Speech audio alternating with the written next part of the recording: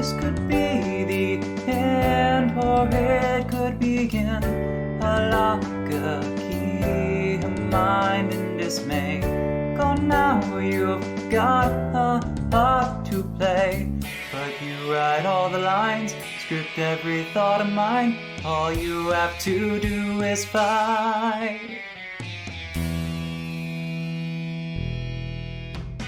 Step up on the stage and get your feet flat on the ground. Keep your eyes wide open so they can never knock you down. Break through all of those illusions, make your heart back to your chest. Know that freedom's all you need, and let your heart do all the rest. Do all the rest.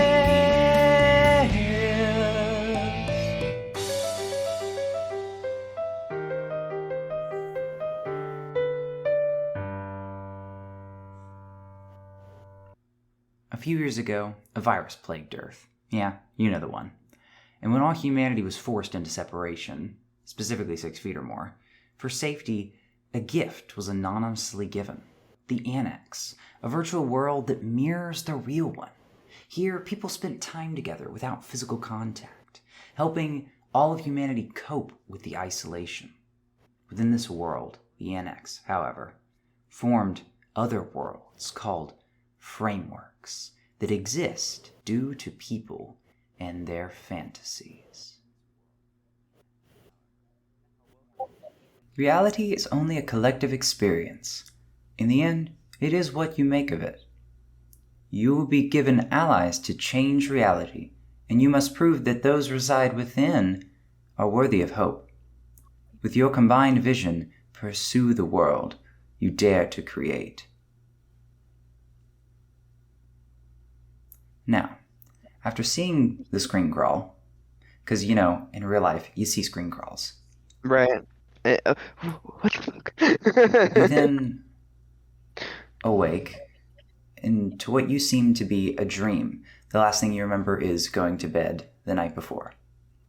And you awake to see yourself, all of you, but individually, alone in what seems to be the hotel desk of a strange velvet hotel. And you begin hearing a song with a pianist and a singer. It begins to ring out and roll across your ears with a sort of eeriness, yet pleasure. Peabody Hotel. It's the Peabody Hotel in Memphis. So, after you awake, you look around yourself and you notice that there's a front desk in front of you. To the left, there is a revolving doorway to the left. And to the right, there is an elevator, which you imagine goes to the higher floors of this strange elevator. And all across the decor of this hotel, there is velvet blue with smooth golden trims. And the carpet seems to be pristine. The door handles and hinges seems to be clean and crisp. But in front of you, there's a desk. But behind that desk is a very strange looking individual with a very long nose and fluffy white hair behind him. And some very large bloodshot eyes. In front of the desk, however, you see Klein, a hotel desk assistant. They seem to be wearing a white shirt with short sleeves, a button-up white shirt, with the collar tightened around the neck. And at the end of the sleeves, to the tip of their hands, they have 20s flapper gloves.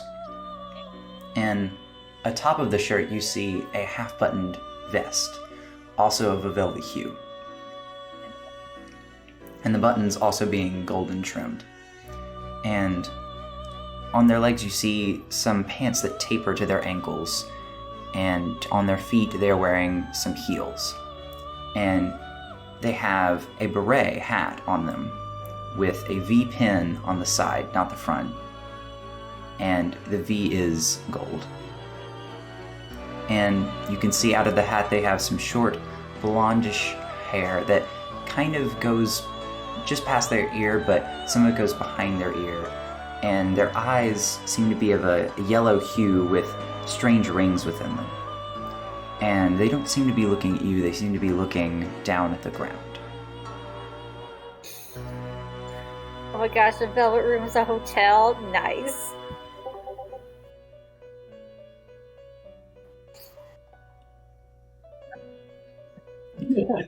The strange, long-nosed person looks at you all. Did any of you try to speak to him? I'm gonna try to speak. What?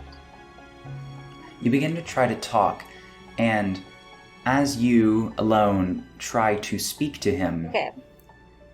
you begin to try to pose a question and find out what's going on, but nothing seems to come out of your mouth. Almost as if you've been deafened and the air has been stripped from you, but you still feel that you are speaking, but no audio seems to come out. When you see me mouth at him, what the fuck is that? Hope is something both fleeting and persistent, but its nature something determined by those who hold it dear to their hearts. You will soon be given a chance to make that decision. I only hope that you choose wisely, for the fate of the world may depend on the faith you have in others as well as in yourself. Until we meet again, good night.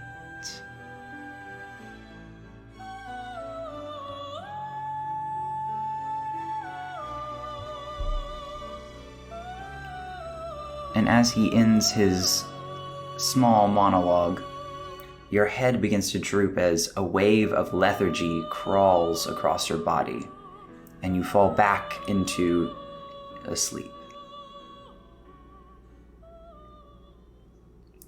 And you awake, and now it's the first day of school.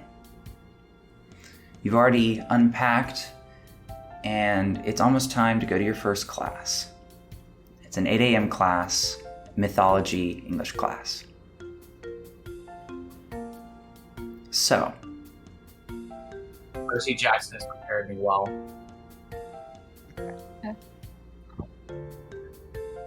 study all the Percy Jackson books, Exactly. and obviously you'll do fine. Dude, fucking Does anybody have any morning rituals that they'd like to do?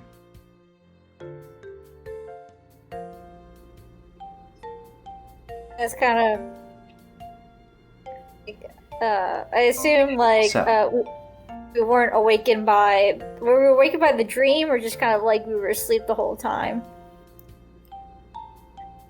You awake to find yourselves in any way that each of you choose that would be normal for you to head to your first class. It's your first day of classes at the the Dreamers University in Memphis, Tennessee.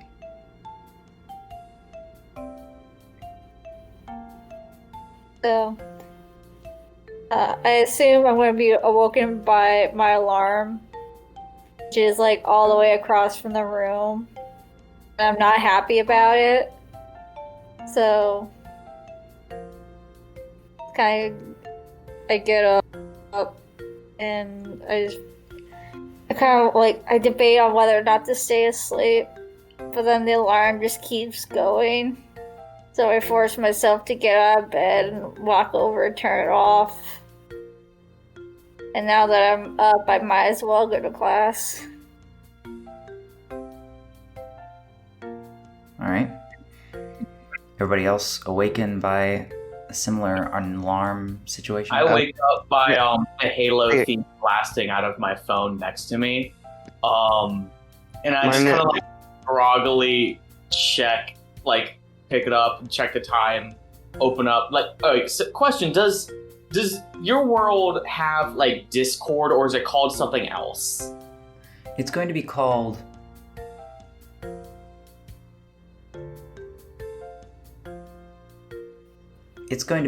Cordis. Alright, so I pull up Cordis to see if anyone talked to me. Of course nobody did, so that I just sadly get ready for class. Oh my god, that's such a mood. It is a mood. It's my life, man. What about you, Tommy? Sorry, Jane. My computer killed itself, so I have no clue what's happening. Yeah.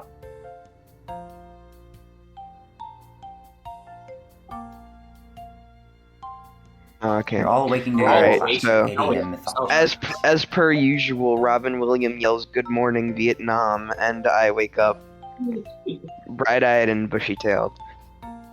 One thing I do want to mention, I'm not going to change every little thing for the Persona campaign to make it sound different. I'm not going to do that Persona thing because Okay. I'm going to like to include some real-life things, and I do not want to have to change them necessarily. Okay. Yeah. All right. Well, I basically just do a morning routine. I get up, get dressed, eat breakfast, and then I immediately go lay down in my bed, take a picture, and say, "Just woke up like this," and then I get ready for class.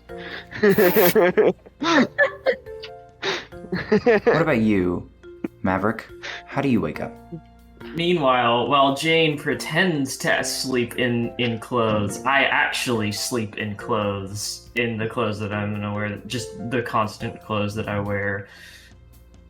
And I wake up 15 minutes before my alarm, so I'm just lying in constant agony, wondering when the pain will stop. And then the alarm finally hits, so I finally decide to actually make myself get up and just like grab a cup of coffee because I have like 10 minutes before the class actually starts. So you're like Dude. college student that actually wakes up early. So he's like us. Yeah. It's okay. How'd I'll you- introduce him to Bob Ross and it'll fix Oh, it. wait.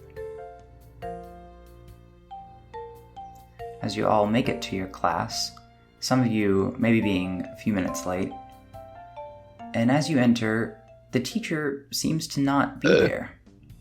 Even those of you that maybe Maverick, you enter a minute late, she still doesn't seem to be there. All the students are there, but there's no teacher. And the computer at her desk doesn't even seem turned I turn on. to the nearest person and go like, Out "Hey guys, for if she doesn't show up summer." for 15 minutes, we're legally allowed to leave." It's not until about, I would say about 8:11 that you see a woman with, it seems to be a cardigan over a nice fall dress. And the cardigan seems to be half buttoned and a very, like, one button's buttoned at the top, one lower button's buttoned, and there's something in between that aren't buttoned, and her hair's in a bun, but it's a little mangled. You could tell by the general vibe that she's not exactly in the greatest, most cleanest mindset. She's probably just pulled herself out of bed. And she pulls herself over to the desk and she sits down and she puts her head down on the desk. And she does that for about a solid minute. And then she looks up and she sees that everyone's already here. And her eyes grow extremely wide. She goes, "Oh, sorry class. Sorry, I was sorry I was late, guys. Let's go over the syllabus." We learned about hypnos today. What was that? We learning about hypnos today. No, not today. Greek is not until later. That's some nice. That's gonna some go over nice the syllabus AC today. you got running there. I don't know who it is, but their AC is going into overtime. Oh, you mean my computer? Our armor class is real high.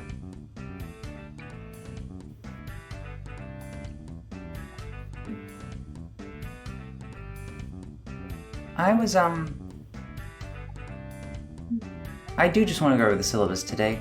I have some questions I want to ask after the syllabus for curiosities. And you begin listening to her, and she just describes a syllabus, and it's not anything new. You've heard many teachers go over syllabuses before, and you all get bored in various ways because her syllabus is rather bland. At the very end, she looks at the class and she goes, there is something I've been curious about, and I did a little research on it last night, and I have certain hobbies, and does anybody know in the class, does anybody like birds? I raise my hand. Does anybody else in the party raise their Jane hand? looks up from her Binstagram page and raises Do her the hand. thing where you do the hand where it's like so. How the fuck would you guys not like birds? I don't know if we can be party members if we don't like birds. So you see that about half the class raises their hand. And this is a pretty big class. And half the class raises their hand, and she goes, "Oh, well, that's quite nice. Well, there's a question I wanted to see if anybody knows the answer to." Oh, hold on. I have it written in my notes somewhere. And you see her begin rummaging through her papers. Lay the question on. Okay, I look back down at my Instagram. Knowledge.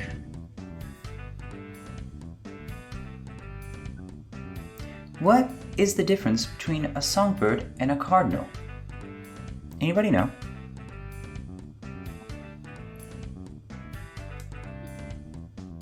Anybody? You see one kid raises his hand, and she tries to point out, and she's, yes, go ahead.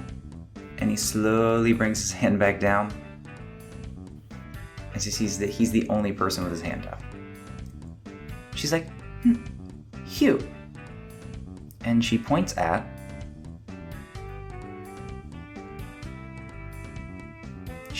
you, Jane. Right, let me pull up my Persona guide real quick. Are you So, asking the question on your Instagram? Yeah, guys, what's the What do you difference? think it is?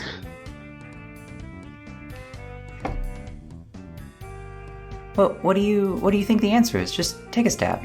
I'm sure it's not that hard. I mean, it's really not. It's really interesting, though. One's a cardinal, the other's a songbird. One is cardinals are a territorial bird, and the song is a loud, clear down slurred of two-part whistles, often speeding up and ending in a slow trill. Man, you're so knowledgeable on birds. Does Jane get caught for cheating? Well, Yeah. well, you see, the teacher, she kind of notices that you have your phone up, and she just kind of cocks her head at what you're saying, kind of confused, and like looking at you with a strange glare. I know. I won't. It wasn't even the right No, answer. I think he's doing what It his was- character would do. I imagine you just kind of start looking at your phone to find the answer, and she goes, No. Try to connect the dots in your head. Just take a guess. Come on. I'm just poking at your brains. It's the first day of class. Come on. Cardinals are red. Yes, I want to. You know what? That's close enough. You see, something I didn't know is that cardinals are actually a type of songbird. Cardinals are not really known for the noises they make, but they're still in the family of songbirds. Actually, they're one of the biggest families of songbirds. Yet, they don't make a noise that's very recognizable. Quite interesting, I Lucy's think. just trying to figure out why we're learning about birds in mythology class. Do I Put get your head half an down. hour? I'm pretty sure connect this to some legend. Well, No. I like birds. There's a lot of myths later in class say the Hindu gods that use avatars that have different types of birds with different heads, and I was just doing some research on that topic, and maybe a little too late in the evening, but I looked it up and I was just curious, because cardinals aren't seen in much myths. They're more in some Native American myths, which we'll get to far later in class, but I was just intrigued. Well, I guess you best be on your way to your next class. And all the class begins to ready to leave after she says this. You all get a notification on your phone. And it's an alert. Like my Instagram post. You could tell it's an alert from the app that you have. It's connected to the Annex, the virtual reality software that all of you and several others across the globe have. And it's a notification from your friend Rufio. Do we recognize this friend, or is this new? Do we actually have a friend, Rufio, or? Yeah. You recognize Rufio as someone who helped you in your time of need earlier this week. And you recall the events prior to this week. The events that we will start at when you moved into the dorms. Oh my gosh, flashback. Now, as you moved into the dorms, you all see this beautiful campus, most of it themed with purple and gold colors. And it is the Dreamers College. Lakers the founder College. of the Minnesota college, Vikings. he is Robert Dreamer. And he was a Memphian through and through, and he wanted to create a college that fostered minds of the future that would change the world. He was a scientist in his own time, and with the money that he gained from being a scientist, he made a foundation to find this college and fund this college. And so he did. And you all enter in your various ways, coming from different places, some of you from Memphis, some of you not from Memphis. And as you enter the college, you go to your respective dorms and meet your roommates. So first, we will start with Jane. Okay. So, Jane, you begin heading to your room, and you open the door, and you see a bunch of boxes, tubs, of what you assume is of the person who's your roommate, who has already kind of moved in, but they're not finished. And you don't seem to hear anything, no sound of anybody responding to your entrance into the room. Their stuff seems to be strewn across, though still packaged, in the main living room towards their room. And their door seems to be ajar.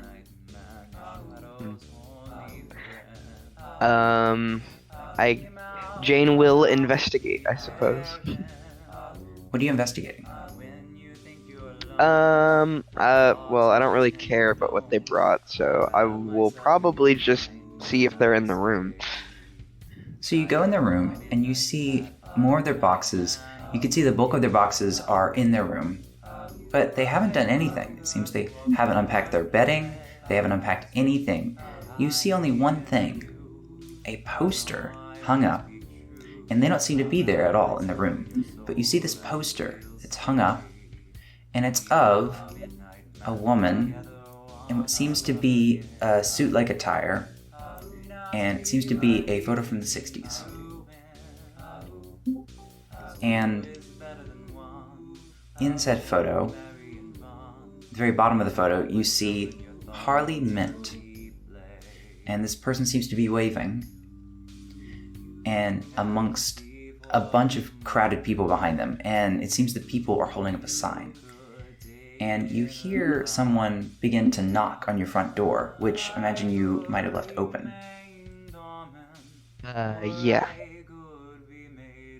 And you hear, is somebody here?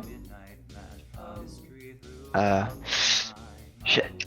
You have 3 seconds to hide. No, I'll walk out and be like, yeah, I'm here.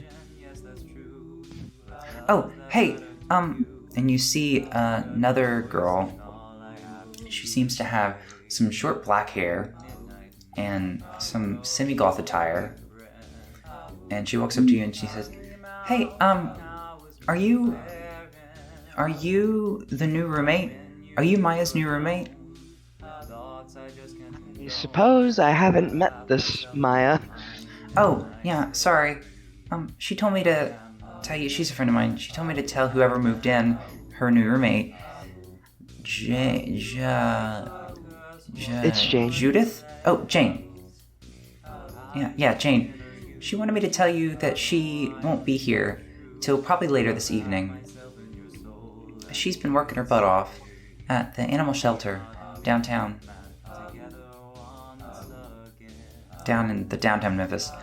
And she's haven't given herself much time to pack, obviously. And she'll probably be back later tonight. Okay.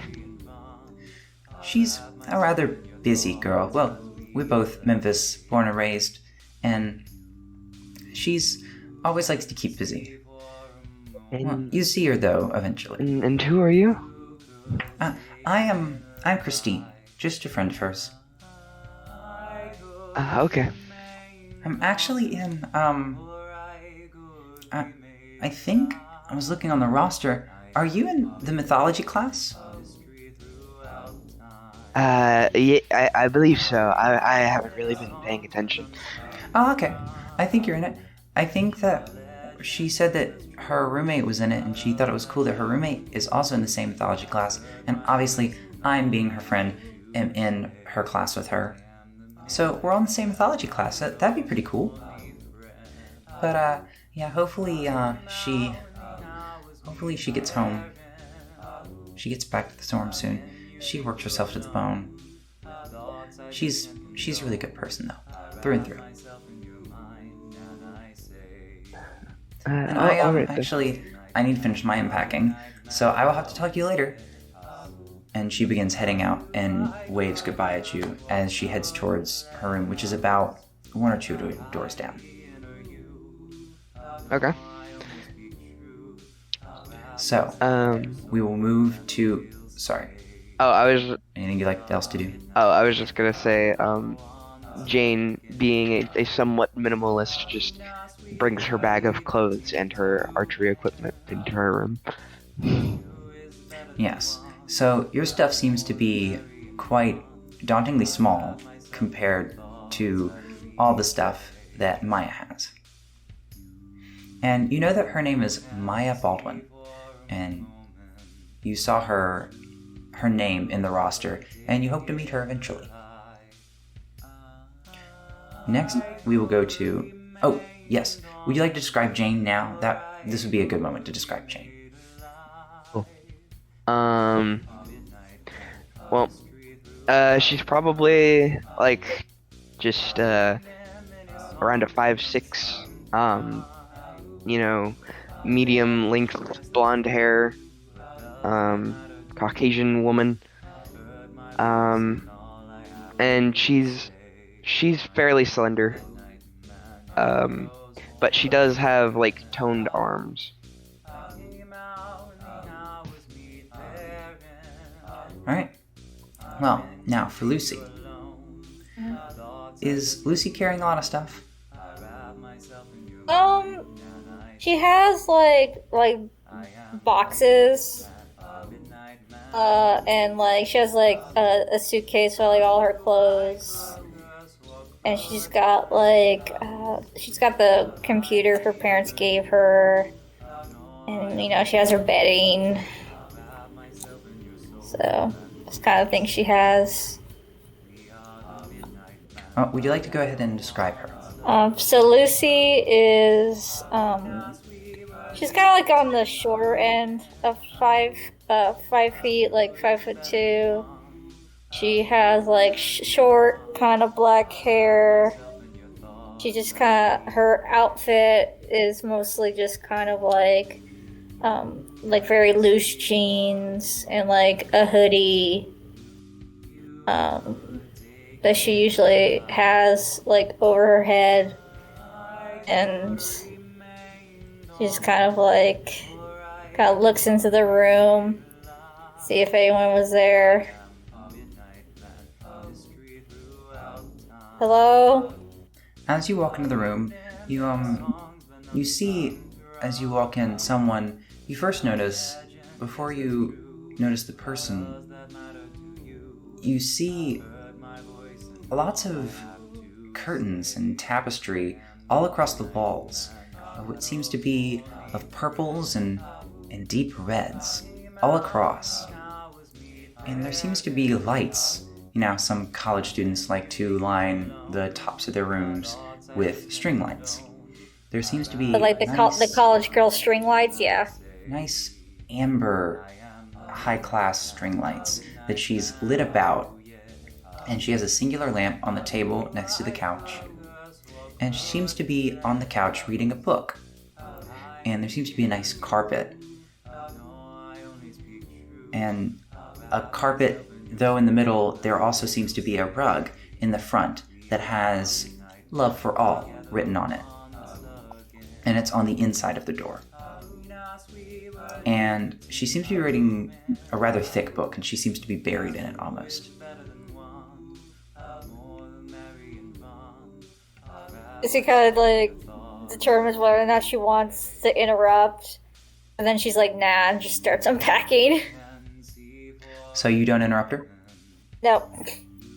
So you begin unpacking, and one of the things you unpack that's a bit louder, maybe whenever you open over a box, she begins to hear the ruffling.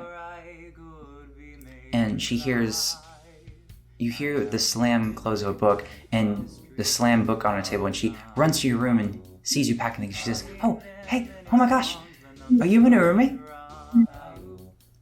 I guess. Hi, I'm Judy. You're Lucy, right? Yes. I'm so excited. Are you excited for college? Are you excited for our classes? I guess. I'm sorry. You seem a little tired. Did I get you at a bad time? If you catch you at a bad time, No, that's fine. I'm my sorry I didn't say anything earlier. I just saw you reading. I just assumed you didn't want to be disturbed. Oh, yes. I'm reading this wonderful novel. It's about a woman in love with this man, and but he's an alien, and it's not working out quite right, but it's such a gripping story, and I just love it so much. And I really hope that we get along well, and I guess I hope we get to talk more, but I'll leave you to your packing. I see. I don't want to bother you too much. I hope we get to be really close. And I promise that as I try to make the main room kind of as comfortable as possible. Okay. Well, thank you. It's a pleasure. And you see her kind of rush back. And you hear sort of a creak of her, what you think is her jumping of excitement into the couch to continue reading her book. Next, we are going to go with James. All right, so James is walking in with a lot of shit. Well, it's not necessarily a lot of shit, it's just a bunch of unwieldy shit. Like, he's bringing his entire computer rig with him. So he's got, like, one large bag for that, as well as all of his peripherals. He's got a backpack with a laptop that he can bring to classes, also, like, a tablet and some other stuff. Obviously, whatever he needs to get at the annex as well, because I'm assuming he'll need, like, the something or other. And he's kind of overpacked on clothes, so he actually has a, remember when we moved in, we got, like, shopping carts to, like, move into the dorm? He's got one of those, and it's, like, almost overflowing as he's moving into his dorm. Oh, no. All right. Would you like to go ahead and describe James? Shit. He's, oh, man, I can't remember what exactly I wanted for him. Because he is, because, like, I remember he is half white, half something else. I think he's, shit. I think he's half, like, Pacific Islander. I didn't, like, pick where yet, though. But it doesn't really matter. So, like, he has kind of, it looks like he would normally have, like, more tan skin, but he didn't go outside enough, so, like, he's kind of pale. He's kind of like palish at the moment, and he has like dark hair that looks like he had it dyed at one point. Like it looks like it was dyed red at one point, but like he hasn't gotten it re-dyed, so it's kind of like all the roots are showing, and it's really like only like at the ends of his hair that the red is still there. And he's wearing a t-shirt and jeans, and he stuffed as much shit in his pockets as possible. So like his pockets just kind of like bulging out with a bunch of random stuff in there. Like he's got like maybe like a TI-84 and like a phone and like a Switch in like the pockets, because these are men's pockets. We could put a shit ton of stuff in there. And he's just kind of wheeling this cart while wearing a backpack and like balancing like a large bag on top of what he's wheeling, just kind of like looking out to the side around it to not run into anything. So as you enter your room, you notice that all the lights are out. They're completely off. And you notice that the only light that is really strong that is on is emitting from the crack of the doorway to your roommate's room. And it's very flashy light that seems to be changing colors constantly, almost like that of a strobe light. And you hear the low hum of what you can assume, because of your knowledge, is a heavy-duty gaming computer. And you also hear the clicking of a bunch of keys and the pressing of a few buttons. And about the time you finally get your cart fully in to unload everything, you hear all of that noise begin to stop. And the silhouette of a chair and the slow creak of the door as a smaller, scrawnier gentleman with glasses and a rather short brown hair. And he seems to be wearing a graphic tee that has some sort of game-related symbol on it. It's not a game you recognize, but it's some sort of video game you can recognize by the way that it's presented. And just some jeans. And she goes, "Hello, are you James?" Yeah, man. What's the specs in your rig, man? Before we get to that, you really don't know? Yeah, dude. Hold up. I'll show you mine when I get it set up, dude. Because I got the RTX 3080, man. Like I got it I got it in soon. Like I got some of my graduation money. Like I was hoping somebody else would have a cool rig. We should play something together sometime. Oh, dude, I have a 382. That's really cool. My name is Edward Summers, by the way. All right, Ed, I'm James. Oh wait, you already knew that. Yeah. Speaking of games, there are some rules I need to put out before I get too excited. I have just when I he points over and you notice that there is a bother sign that's hooked on his door. And it's hooked on a rope with a nail on the door, and it says, "Yeah, when that says don't bother me, it says bother. You can bother or knock, but it says don't bother. Just be a lot of the time. Just could you not mess with me? I get really deep in my stuff, and I just don't like being bothered." I get you. I mean, if I see "don't bother" on the door, I'm not gonna bother. I know, but some people just if the door's on fire, I'm gonna bother. But I mean that's fair. It's just, I've had trouble with, I've had trouble with privacy in the past.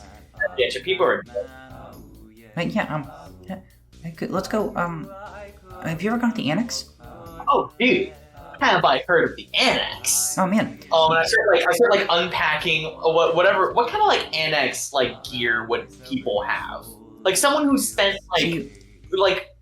is there a difference between someone who would are they tech for Annex enthusiasts that are willing to put down money into it, or there is straight up haptic things that people try to mod the Annex, and there are certain things, but those are normally programs that you put on your computer, and your computer just has to be able to run the Annex. All right, so I Well, instead I'll start like unpacking some of the stuff with the annex. Like, dude, I've been trying to figure out how it works. Like, I mean, I can actually help you with that. Yeah, I've made a few discoveries of my own.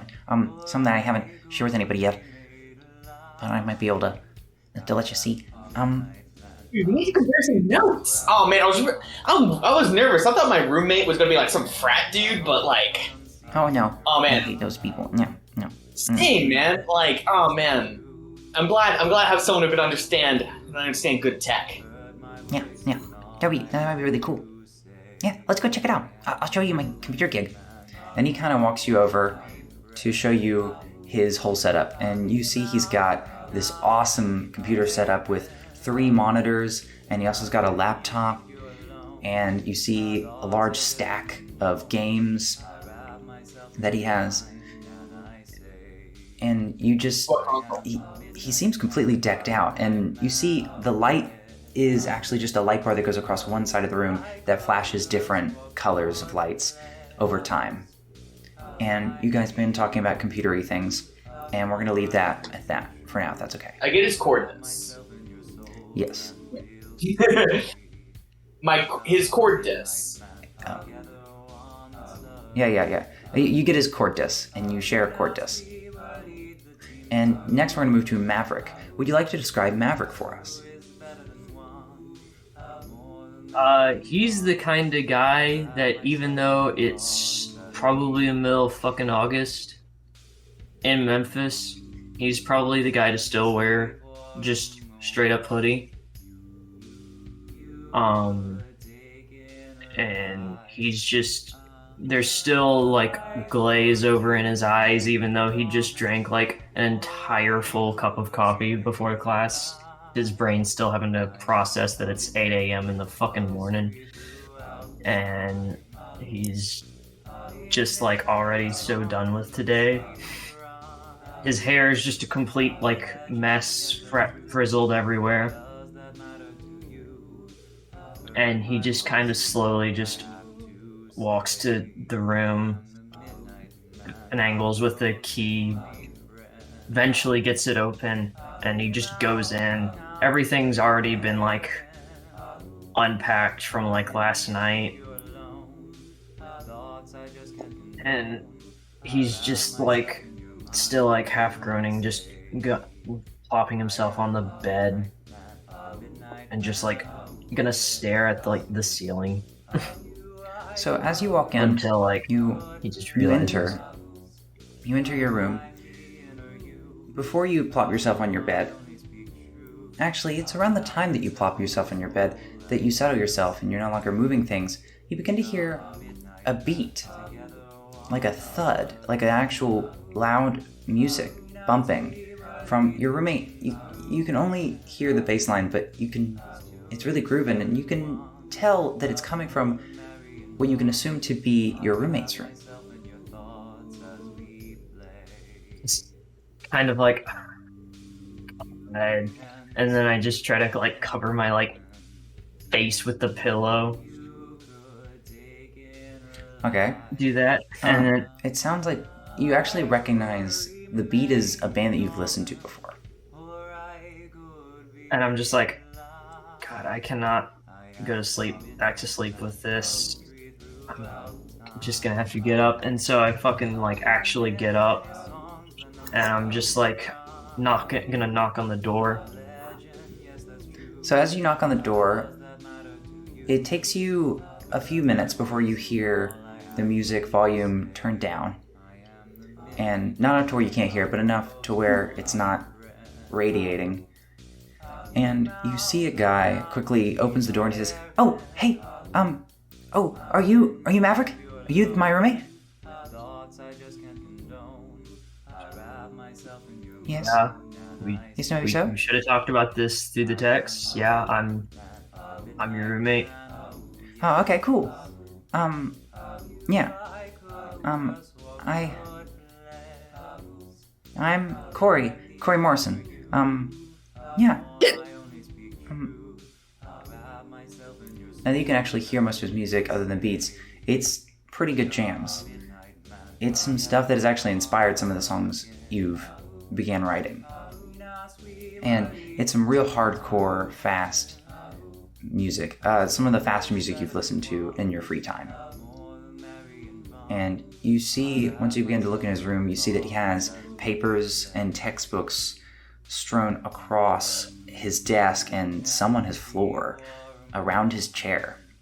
And he has a computer screen, a single computer with an ungodly amount of tabs pulled up. Oh, he's like, oh yeah, I think I remember hearing that you're a musician, right? Kinda. No, I'm not playing for any of the actual school bands, but, like, yeah. Oh, that's cool. What, have you heard of this band before? I'm assuming I probably have. You have. It's a band you've listened to a few of their songs before. Like a couple. Yeah, sure. Oh, okay. Listen, You're just man. really jamming, right? Listen, man, can I just ask that, like, we work some stuff out? Because if, like, I'm going to be playing on my guitar, I don't want to hear yours, and I'm assuming you don't want to hear mine, so, like, maybe we can work something out later, you know, dude? Like... Yeah, I'll keep it down. I'm sorry. I'm sorry. I'm sorry. I know, I didn't mean to. I'm sorry. I'm just kind of... Yeah, I'll turn it down. I'm kind of face palming right now, and I'm just like, dude, you're good. Just for the future, let's just, you know, keep things chill between us for now. It sounds like you've got, you know, a good selection, but, like, just try and keep it down for now. And maybe we'll talk later. Okay. Well, I'm sorry. I'll turn the music down. My headphones just died a few minutes ago, so I didn't know you were going to be here yet. So I just, you know, I was busting it out. I'll go turn it down. And he rushes over and turns it down very quickly. He looks at you and he says, I guess we'll talk later. I can tell you're not up for conversing right now. That's fine. I'll go. I'm sorry. It's okay. And he begins to slowly close the door. And I just give him, like, a good old okay hand before I eventually just go back and just, like, pass the fuck out. Yeah. Okay. Now, after you've all moved in, and you all begin unpacking your stuff, slowly, each of you at a different pace over the course of the week, you all, at some point during this week before classes, go into the annex at different times for different reasons. And now let's go around and see what reasons for each person. What would be Jane's reason to go to the annex? I'm assuming this would be like after Ed were like talking about like how the annex works. So they probably like stayed up like that first night kind of late talking to each other about it. So the next day he woke up, went in to see if he could like test any of those theories. And then like, you know, play some game or something, like test out, because he'd been working in the annex to like make out of like character, this is like what my weapon is going to be. He was like kind of making that for like his character in game afterwards. So I imagine you're going to the grind, correct? The place where people go to fight monsters. Yeah, I'm testing out my weapon and I'm trying to come up with a name for it. Yes. So you're planning on going to the grind, which for those who do not know, the grind, everyone would know about it, and it is a framework within the annex. Frameworks are the planes, as they are called, and it is the one that people go to fight monsters and live that fantasy of being a hero in this weird, endless dungeon. And now back to Jane. Yes. So, Jane. What? Why would Jane go to the annex? Jane has probably lost a bit of passion for archery and wanted to try to find a new hobby. And one of her friends probably recommended it and so she ended up getting a very subpar but able to run it gaming laptop and whatever else is required for the annex. All right. What about you, Lucy? So it's like she probably had it when like it was popular around like 6 years ago. And then she just hasn't really been using it, except like when she had it, she used it to kind of do a lot of world building stuff. Like she had her own sort of like world within the annex, and she doesn't go there very much, except for maybe like once every 2 months she would go check on it. And just kind of like... There is a framework in the annex called World Builder, where a lot of story creators go to create and build settings that are fantastical that they can use in video games or books. So that's where you would have gone. Mm-hmm.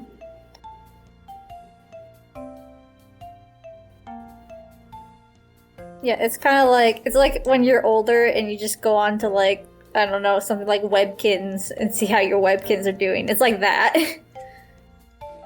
Exactly. And what about you, Maverick? Just gonna like wake up to like a text message from like one of the old high school bandmates, just asking like if he wanted to hop on. So probably like the lounge or something equivalent to that. Yes, so you would have hopped onto the base annex, which is simply a reflection of the real world, and it is from that reflection of the real world of the annex that you go to the subparts of the annex by going into a HUD, and in that HUD you select different frameworks that you can go to. But everyone starts out in this kind of base annex. So as you all enter for your various reasons, you begin going to your different destinations, whether they be meeting friends, or finding new hobbies, or checking up on your world, or attempting to try out some techniques in the annex. You all begin your duties, but then your senses begin to falter and fade.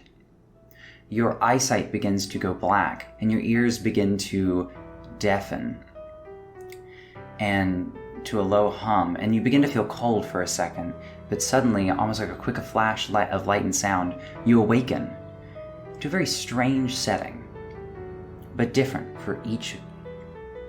Jane, you appear to be right back where you were.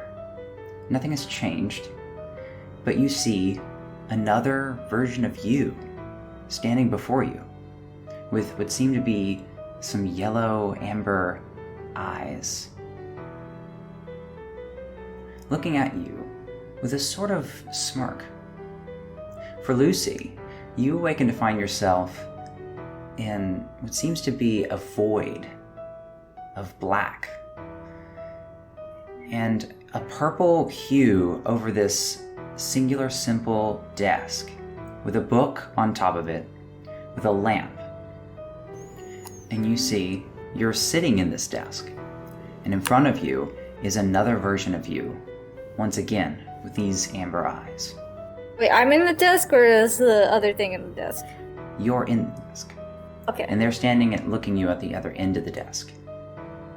From Maverick, you find yourself in a room full of lots of speakers. It seems that the walls are made of both speakers as well as padding for recording.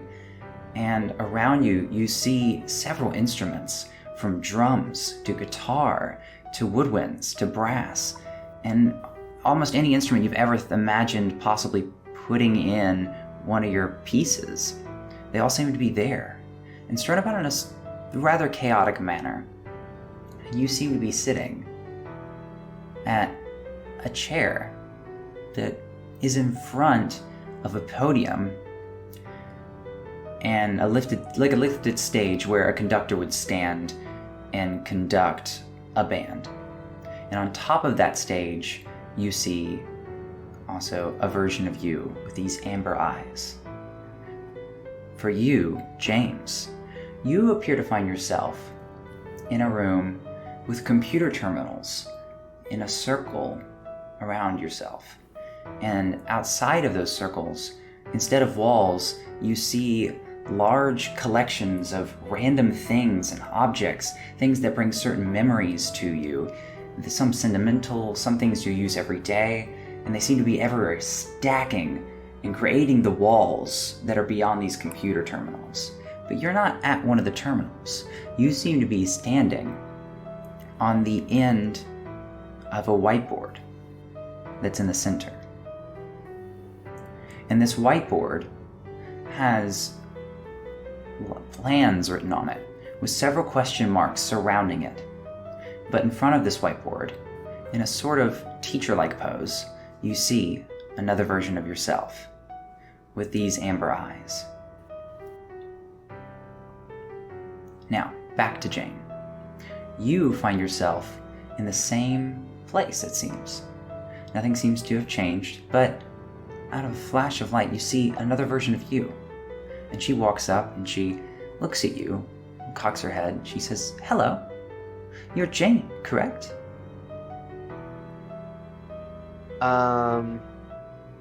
Jane is just kind of look around in confusion. I suppose. You have such talent, you know? So much skill with the bow and archery. So much skill that you've been practicing it, correct? I don't really do that anymore. Who are you?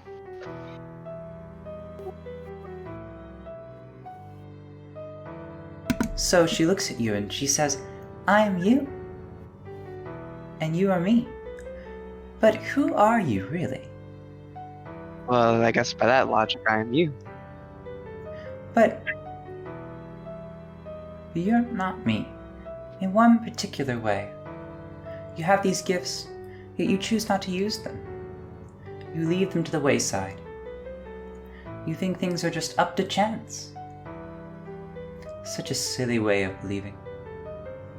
Well, the way I see it, things either will or they won't happen. There's no point in Seems like getting someone... upset about anything. Well, maybe someone needs to take your place and make proof, evidence, that you have the power, the will, to will things to happen. But maybe you just don't have the strength. And now we're going to cut to Lucy. You find yourself at this desk, and this person begins walking around in circles around you. Lucy just tries, she doesn't know if this is a dream or not, and she's very, anxious, so she's gonna try to, lucid dream and change the dream. You do recognize that this is similar to some dreams you've had. This vision of you sitting at a desk, you've had a dream like this before. No one was there with you. And you see this person, and as you try to lucid dream, you try to control the environment, it seems that you can feel a sort of resistance in your brain. And you hear this person begin to speak after you make this attempt. "Hello. You're Lucy, correct?" Yes? So, What are you? I'm someone who is gonna help you. Don't you want to write? You're a writer, right? Writing's... You write these beautiful, fantastical stories, right? I haven't done that in a long time. But it's your passion, is it not? No, it's not gonna help me. But I have an offer for you. You can stay here and write.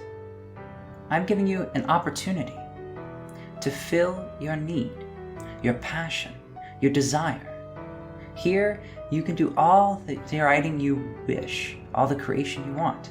I'll give you the ability to do what you were just trying to do then, and create all of these worlds. And I will take care of the rest.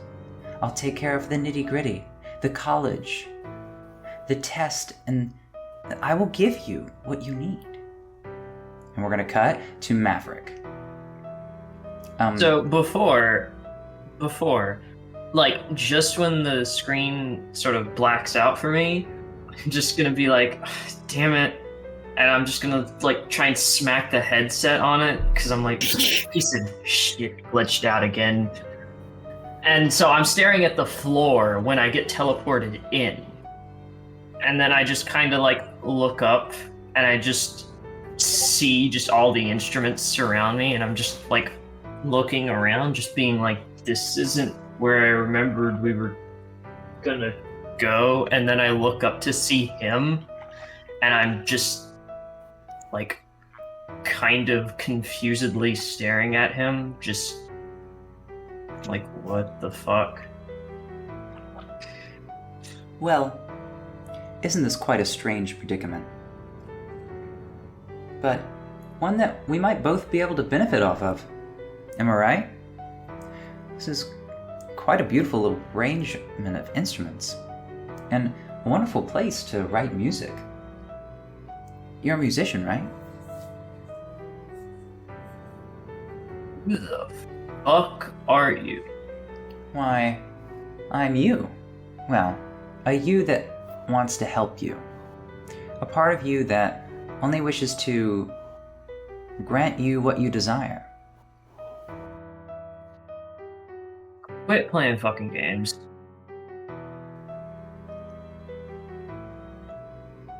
Sure, what does it matter to you? Why, you're me. How could it not matter? How could your progression of your gifts not matter to me? I want to see you grow just as much as you do. And I know that it's been hard of late to fulfill your desires in the world out there, and I want to give you the chance to create your work here. And I will take care of the rest. I will go and I'll do all the stuff and deal with the people that play music too loud or get in your face or tell you you're not worth anything. I can push those people out of the way for you. Oh, okay. I'll just be like, okay, quit playing the fucking games, bro. This is a cool character model you got there. Who the fuck are you? I am no character model, sir. I am you. And there's no doubt about that. And you know I am telling the truth. Then I'll cut now to James. You find yourself standing in front of this whiteboard surrounded by a lot of computer terminals.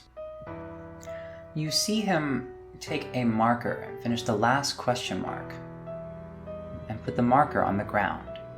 What the hell? Oh, what is he writing on the... What's written on the board? Or are you about to...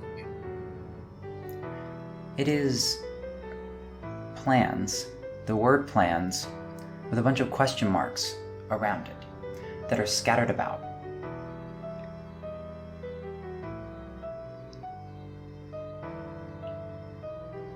And he looks back at you. Do you have anything to say? So, what's the board for? The plans? Are you asking me what my plans are, or are you trying to get me to ask you what your plans are? How is this working? You see, I know that you have plans. You like to plan things out. You're a very thorough person, are you not? You know, for the most part. And you like to prevent things from happening. Certain negatives, and you want to plan for good things to happen, correct? Yeah, doesn't everyone? Yes. You, in particular, though, have a knack for setting things up. Like a chain of events, like dominoes. You have a certain knack for it. And I know that you don't quite have the capability to put them into motion. Sometimes they go a little awry.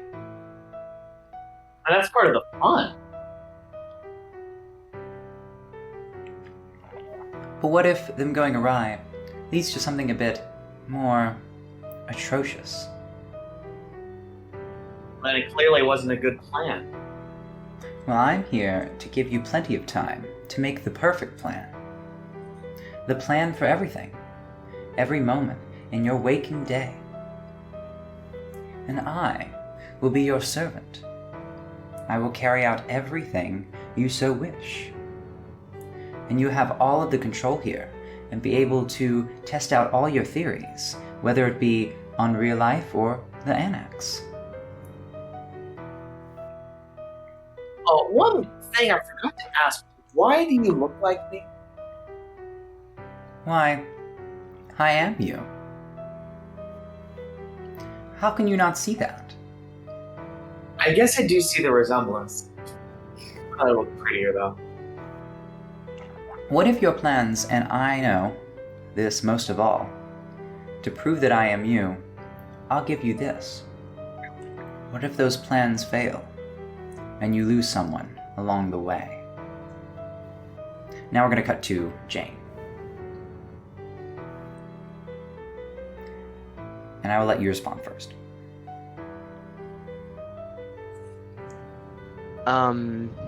Well, I don't think fate is planned for me to be replaced. You can try to change that if you want. Fortunately, in my experience, it doesn't go too well. But fate doesn't exist. Things are and flow like water. And I'm just the tide to wipe you clean.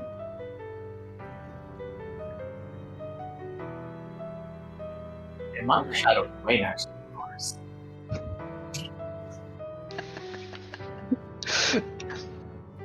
And what would you have done differently? What would you have done differently that day, then? Oh, that day. Oh, you want to talk about that day now, do you? I would have done nothing different. But you should spend every waking moment remembering that day, not as a time to push back, not as a time to let things slide, but as a time to inspire. You should of all people, should know that I'm not lying when I say you're scared. You're scared of losing. You're scared of losing the game. Your friends, your family. I will make sure none of that happens, because I have the will to try to prevent it.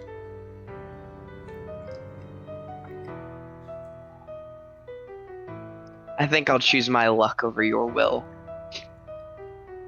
And then I'm just gonna try to swipe at the shadow. Or You swipe the shadow as it vanishes in front of you, and then becomes behind you.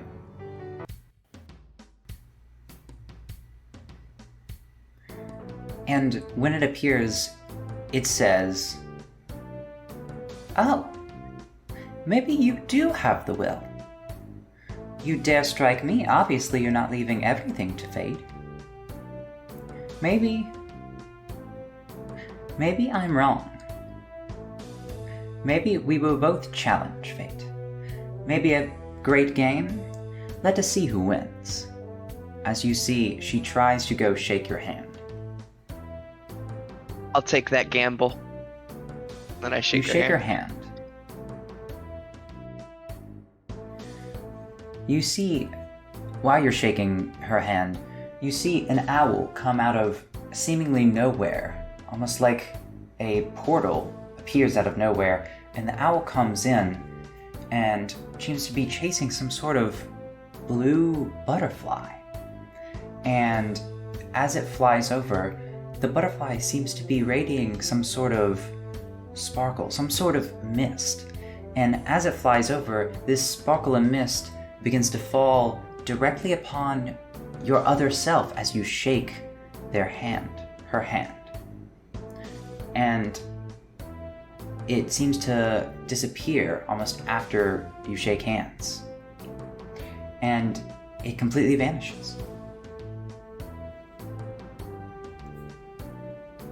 The person you're shaking hands with begins to transform with that same blue hue and mist, and it becomes a being made of paper shreds, still humanoid, but with a book at its side and a book as a head with glowing eyes. I am thou, and thou art I. I am Sybil, your humble partner. And then it begins to vanish with that same blue hue, but as it does, the particles shift and transform into an arrow in your hand. What do you mean?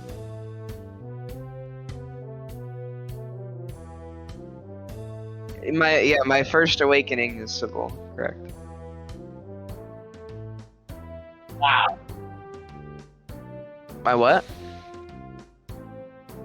Oh, my key. Remember, it was on like a bracelet, and then whenever I held my bow, it like gave me sights.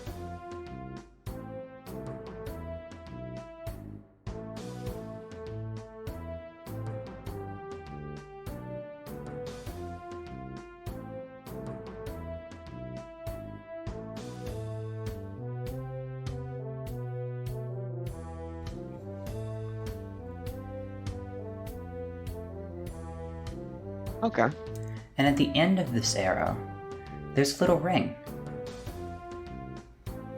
And then you see, on your left wrist, a ring appears, made of gold. And as you hold this arrow, and you kind of hold both of them looking at them, you see the ring on the end of the arrow, the very tip, begins to hum and get close. And it magically clicks to the bracelet. And as it does, the arrow shifts and becomes a small pendant, almost like a little keychain or lucky charm.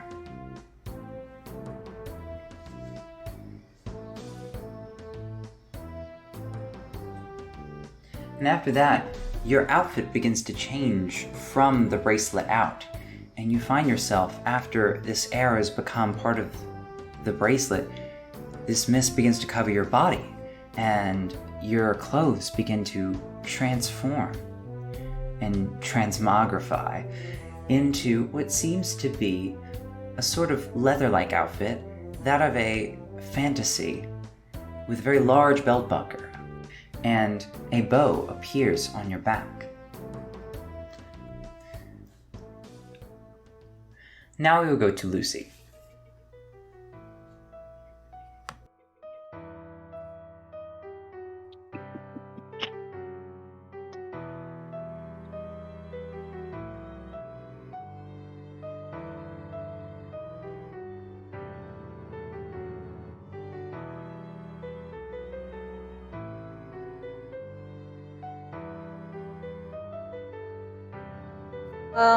If you turn the music down a bit, I'd have a hard time hearing you. Kaylie, you do that yourself. Right click on the on.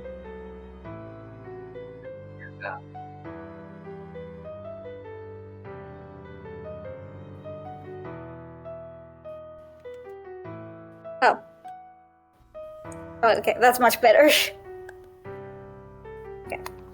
She puts her hands firmly on your desk, and she says, "Are you not willing to take my deal? My offer?" I've read a lot of books, and this seems like something like an evil person would offer the good guy. It seems like a very bad deal. How could I be evil? I'm just you. Are you willing to call yourself evil? What if you're just like some sort of changeling or like demon? How do I know that you're me? Do you remember your idol? Do you remember the person you aspire to be? You know who I'm discussing. You know the one. The one who led you to write these beautiful stories in the first place. You're just gonna let him down? I'm offering you a chance to fulfill the legacy. All I ask is to take your place in one reality. so that you can do all the writing in one other. So the book that's on the desk, is it like empty or full? There's an empty book on the desk. Okay. Well, I feel like that's it's for me to decide, isn't it? It is your decision. I am asking you to decide here and now. Are you going to take the offer and write as you desire? Or are you just going to continue letting your talents go to waste? You create worlds. Don't you want to do that more?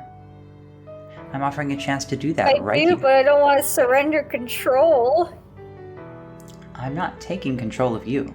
Just simply a part of your life you do not wish to do.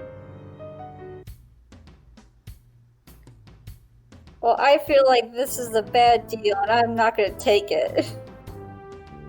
I'm not going to surrender any part of my life just so that I can do what I want. I miss writing, I really do. But I feel like I need to... I can't just take the easy way out. My uncle wouldn't want that.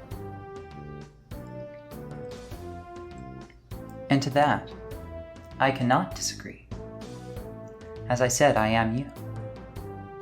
And you have shown your conviction. Will you... You see her raise her hand to give you a handshake over the desk. Will you... And as soon as she puts up her hand to handshake, you see her hands begin to wrap, and she creates a pen. And she puts a pen on the book. If you sign, you forge a pact with me. And if this is as you say, you uphold his legacy in the real world. And I have no reason to be anything to you other than an ally. I guess I take the pen.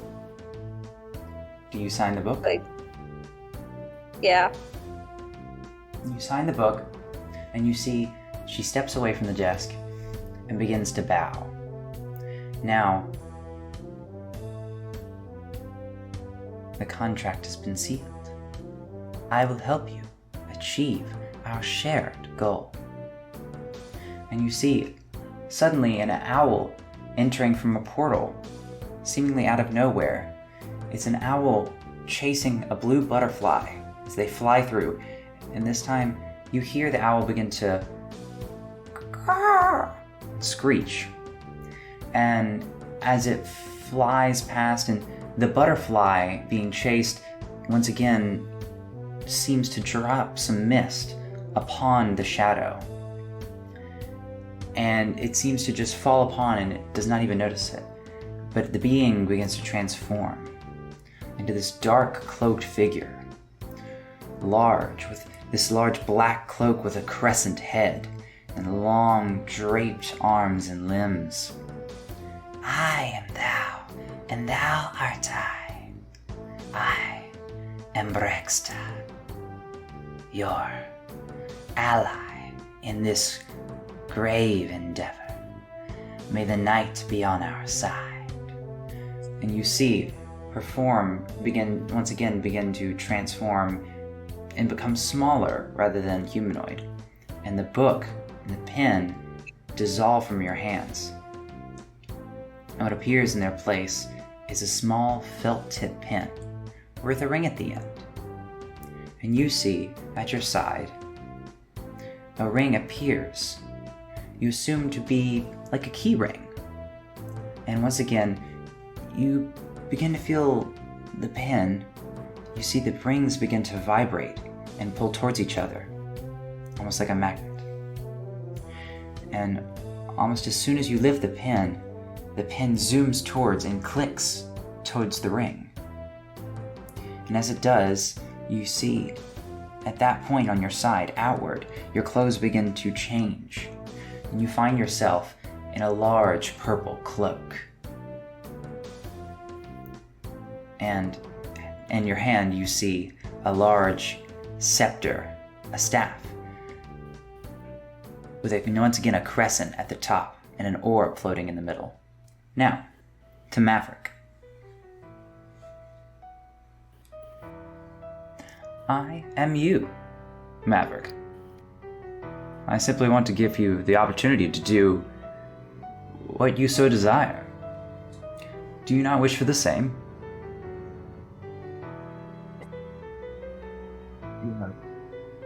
You're me. Yeah, sure, buddy. The fuck do you even know about me? I know that you have people in your life that you loathe every second you see them. You see them as, not just as an adversary, but as a symbol of what you wish you could be, but you just aren't given the freedom to be. It's almost like they are mockery, the way they flaunt about. I'm giving you the opportunity to never have to see them, never have to deal with them, and just write these songs. And I will deal with the rest. You just kind of like see my smirk just kind of slowly lower and turn into like almost kind of a frown. The more he just talks, and the more I'm just like, damn, he do got a point. And I'm just like, what if I don't want to make a fucking deal with you? And I just immediately start turning and try to just walk away from him. And as soon as he speaks up, I'll stop walking. As you begin to walk away, he says, Wait. Are you really going to just refuse my offer?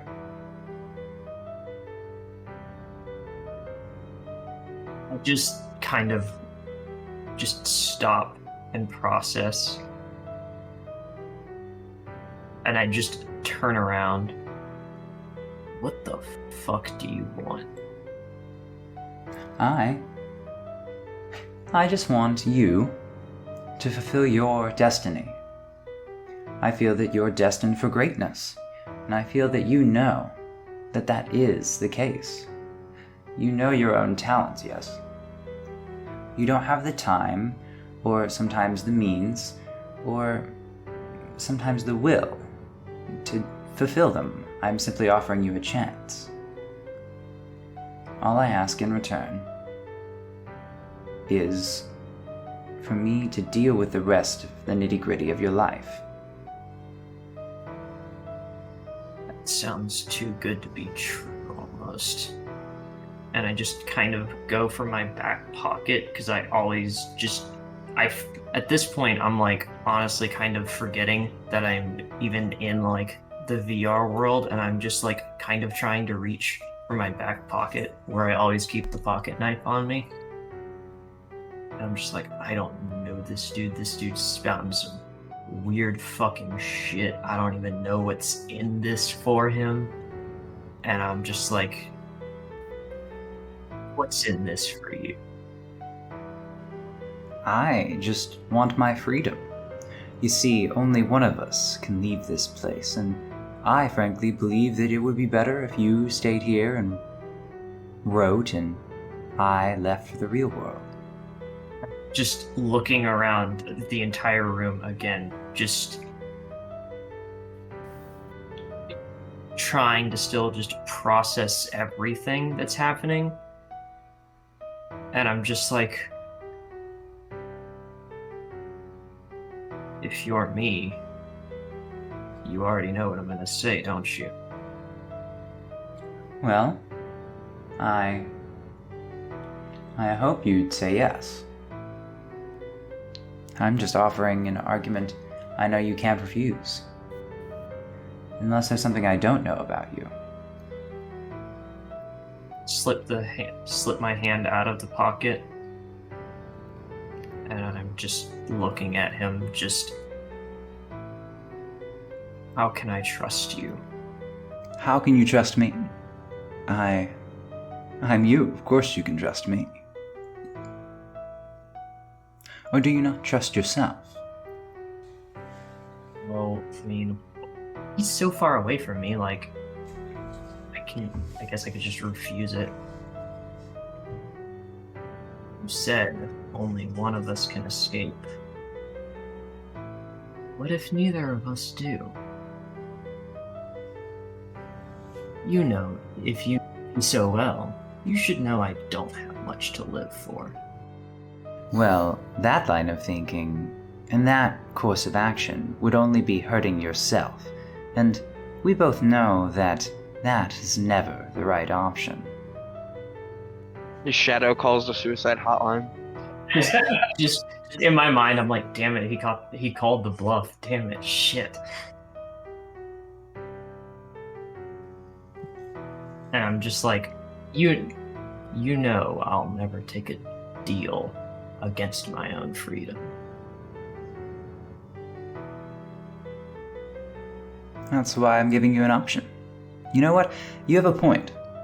You're either going to stay here forever, or one of us will leave. But who's it gonna be? Is it gonna be me? Is it gonna be you? I simply believe that it might be better if it's me that leaves and you that stays here, where you can have so much free reign over the things you desire. Well, what if I don't care about this anymore? You don't care about music? Maybe I don't. Maybe you don't know me so well.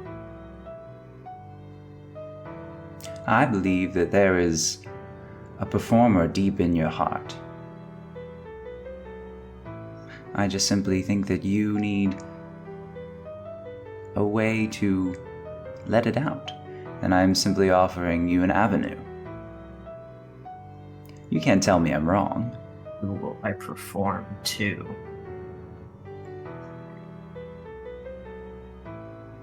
Here you could perform for yourself.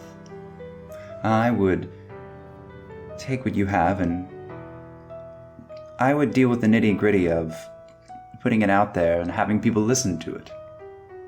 I'll deal with that. But you stay here, and you don't have to deal with your pesky rival. I may hate the guy, but that's not worth it for what you're offering. You don't think it's worth it? No. I don't think I'll accept your deal. Why is that?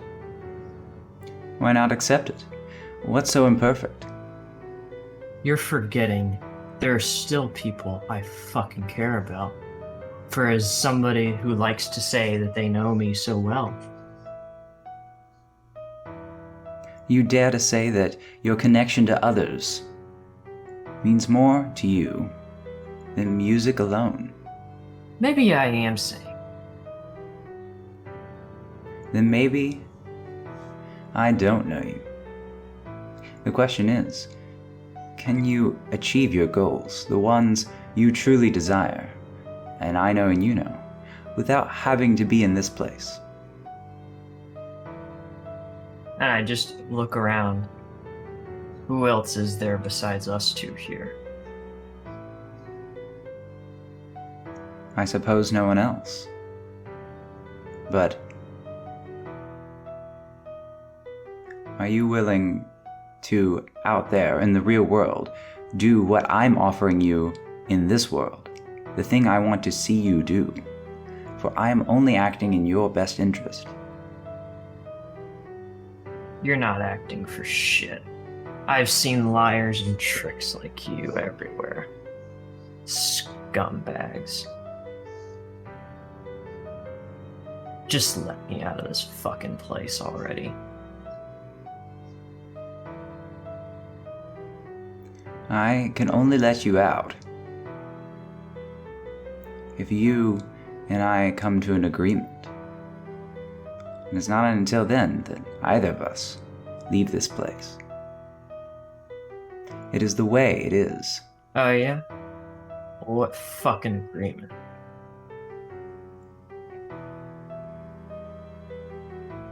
If you know me so well, you say I'm a liar, you say I'm a cheat, you say I'm an actor. Maybe you can propose a deal that I cannot refuse.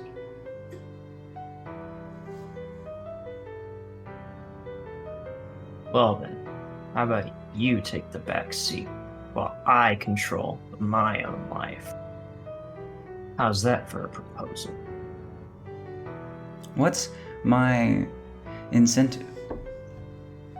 Will you grant the wish I simply want you to achieve? It's the only way I could agree to this goal. If you make a promise to us, yourself. And what happens if I say yes? You promise me that you will fulfill the wishes you desire in the deepest inner parts of your heart. Then I, the inner you, will be all the pleased and will offer you all the guidance and assistance you so desire, but only if you make this promise to yourself.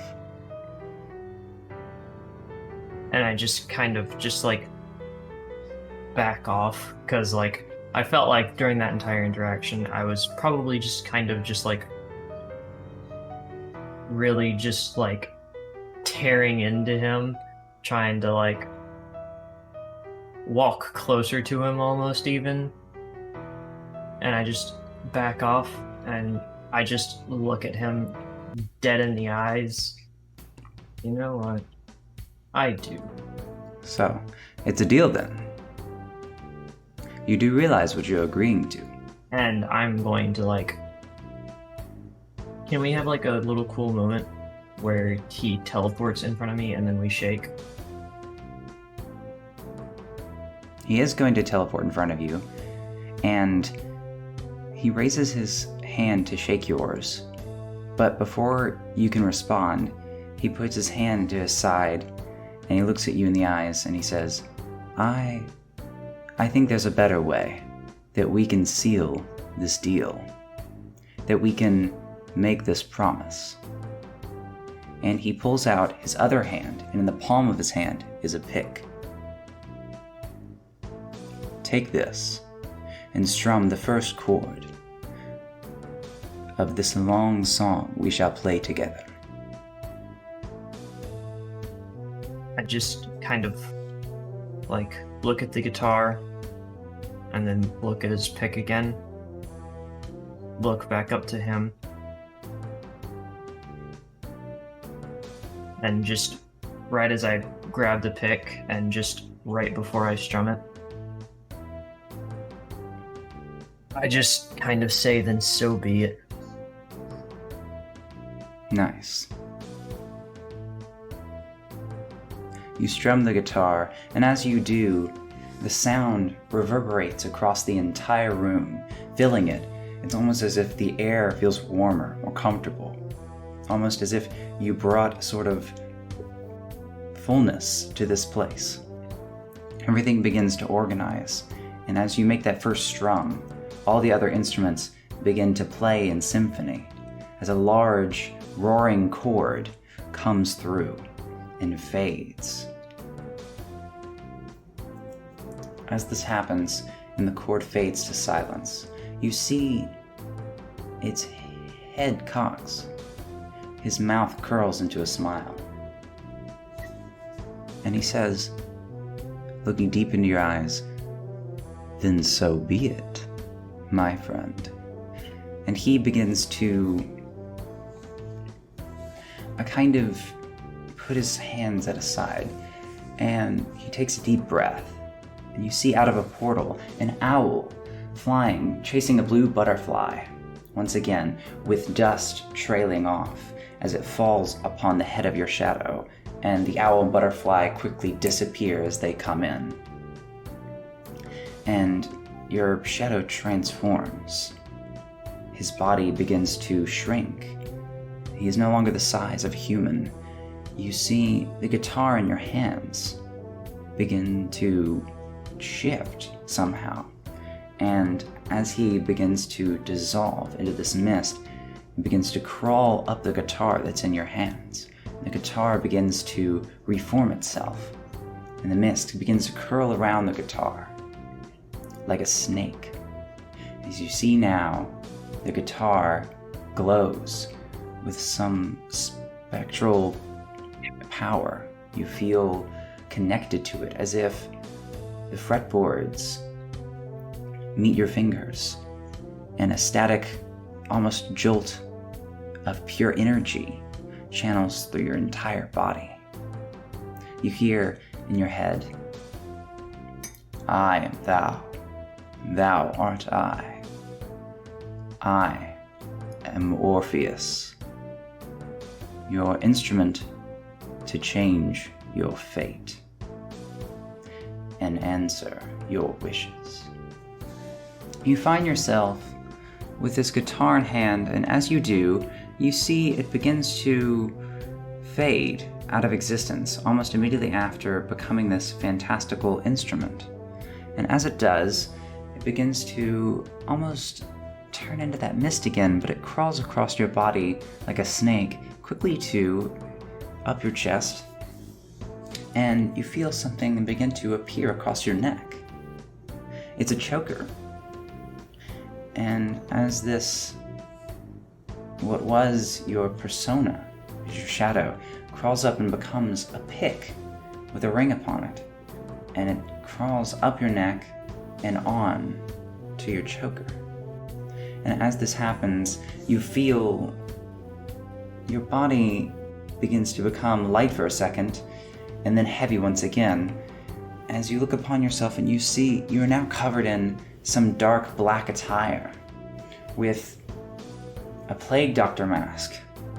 But it feels so comfortable, and the lenses of the mask don't seem to obscure your vision at all. They get a bit of a glimpse. You can see things differently. You see the instruments in quite a different way. They seem to have a color about them that never really recognized before. And now we go to James. Now I find it really funny that you say you're me, because anyone who is me would never plan to follow the will of someone else. They'd never get rid of the chaos of reality. What's the point of playing a game if you know the outcome? And where's the challenge in making plans if you never have to improvise even a little? I mean, yeah, sure, I'll fuck up every now and then, but how am I going to get better at planning if I don't fuck up? Where's the point? What's the point of living through life without mistakes? I think I'll take on reality on my own terms, because there's no plan I can make that'll ever stop death. Instead of dreading it, I'll just make the most of their lives. That, and I point at the board with the question mark as I kind of stand up and take a marker, and I start erasing the question marks. Oh, sorry, I take an eraser, start erasing the question marks. That is my plan, and I'll just improvise the rest along the way. So as you grab the eraser, he begins to erase the word. You try to erase the question mark, but instead the eraser begins to move on its own, following your hand, and it erases the word plans very quickly, almost as if you don't have to put your hand over the whole word. It's just a singular stroke, and plan seems to dissolve. And you see your shadow. He looks at you, and his head cocked. So you're not afraid of failure of your plans? I'm afraid of not learning from my failures.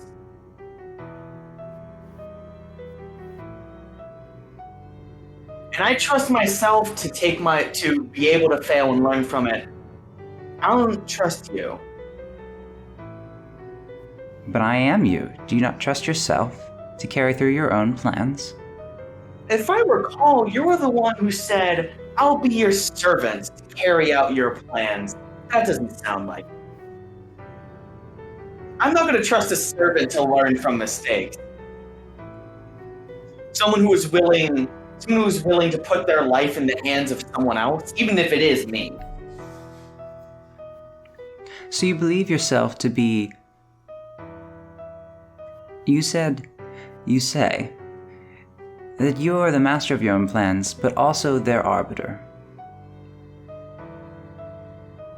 Look, I don't need all the time in the world to come with some perfect plan so I can plan out my life here. I come up with the best plans when I'm put on the spot. So this room, this whole deal you're offering doesn't really help me much. Sure, it could give peace of mind, but I'd die of boredom before anything else. Oh, you would never die of boredom in here. Do you not see? There's so many things you could do in here. Yeah, but who would I do them with? Who would I talk to about them afterwards? You can talk to people virtually. You have connections everywhere. You and I both know this. Yeah, I have connections everywhere, but we both know. I know you know this because you're me and I'm you, as you say. Those connections are never. Sure, they can satiate my appetite in the short term, but we both know we need something deeper, and we can never get it here.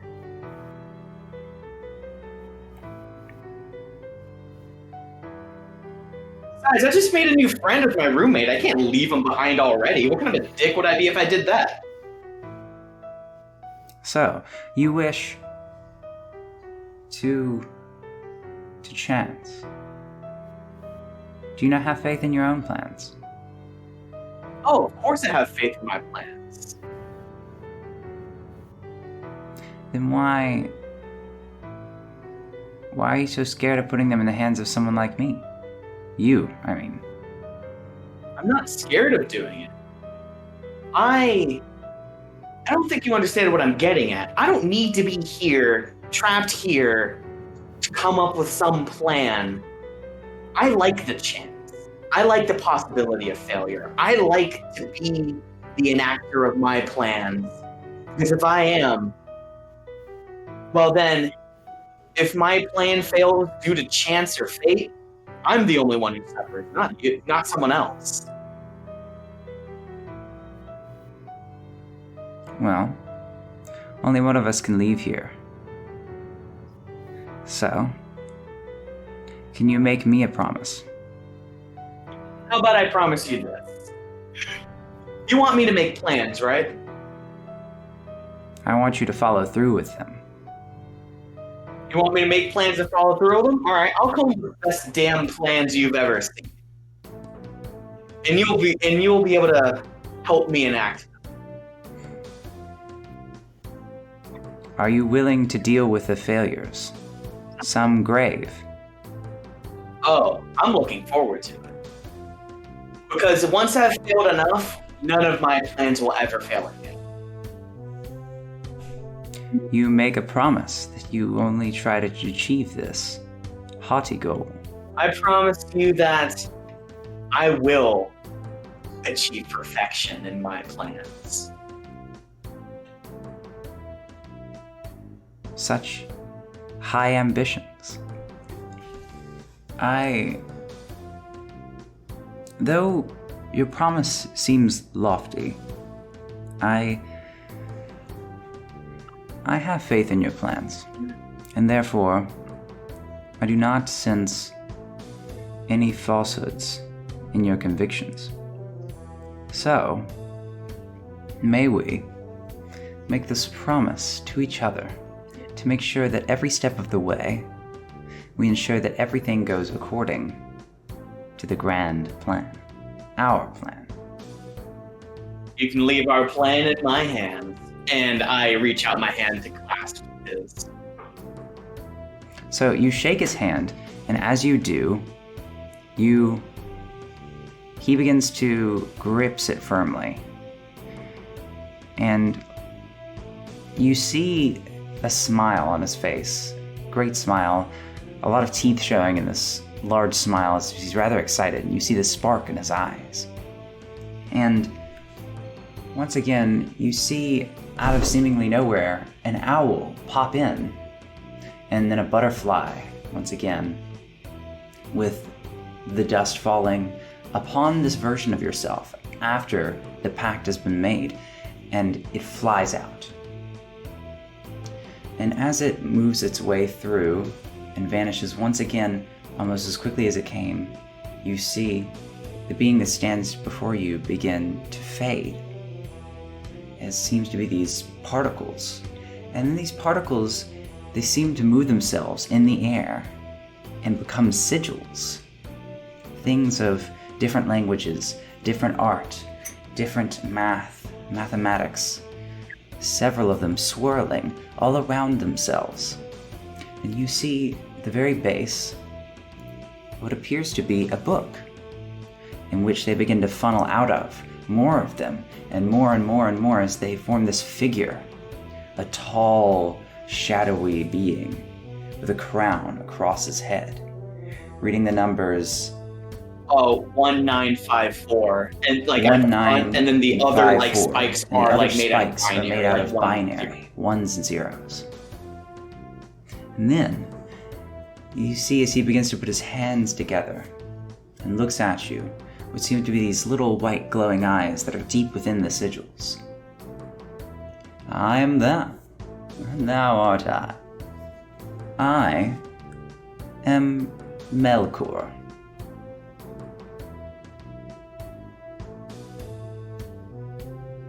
A humble servant, but also a co-planner in this grand scheme of ours.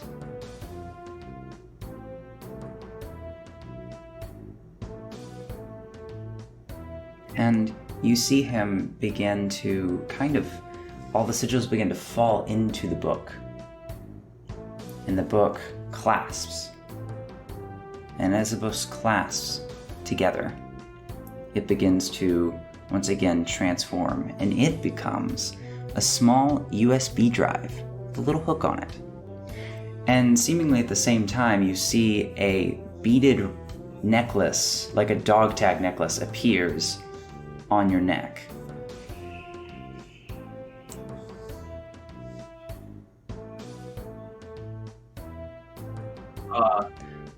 I guess I pick it up, kind of look at it. As you do, you feel the hook on the USB pull towards the necklace on your neck. Put this in my computer.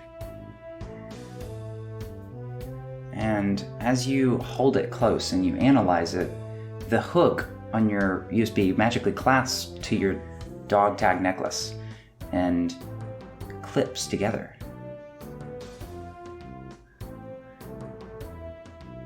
And there you have that. And as it clips, you see your whole body begins to glow with a sort of flash of light. And as the light dims down, your clothes have changed. You seem to be in a far more fantastical attire.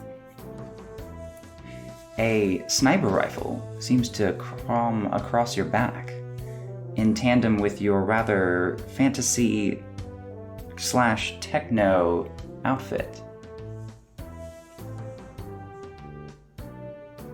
And now, after all of you have reached this state of making deals and contracts and promises at different times, different days, and you've gained these different outfits and keys, you feel now, you see a door begin to open at the edge of these rooms that you're in.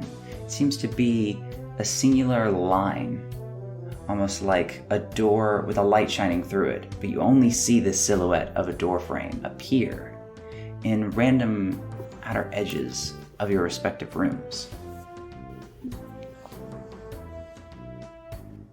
All of you feel called to walk towards this door frame. Sure. Do you act upon this There's feeling? nothing else here, I guess.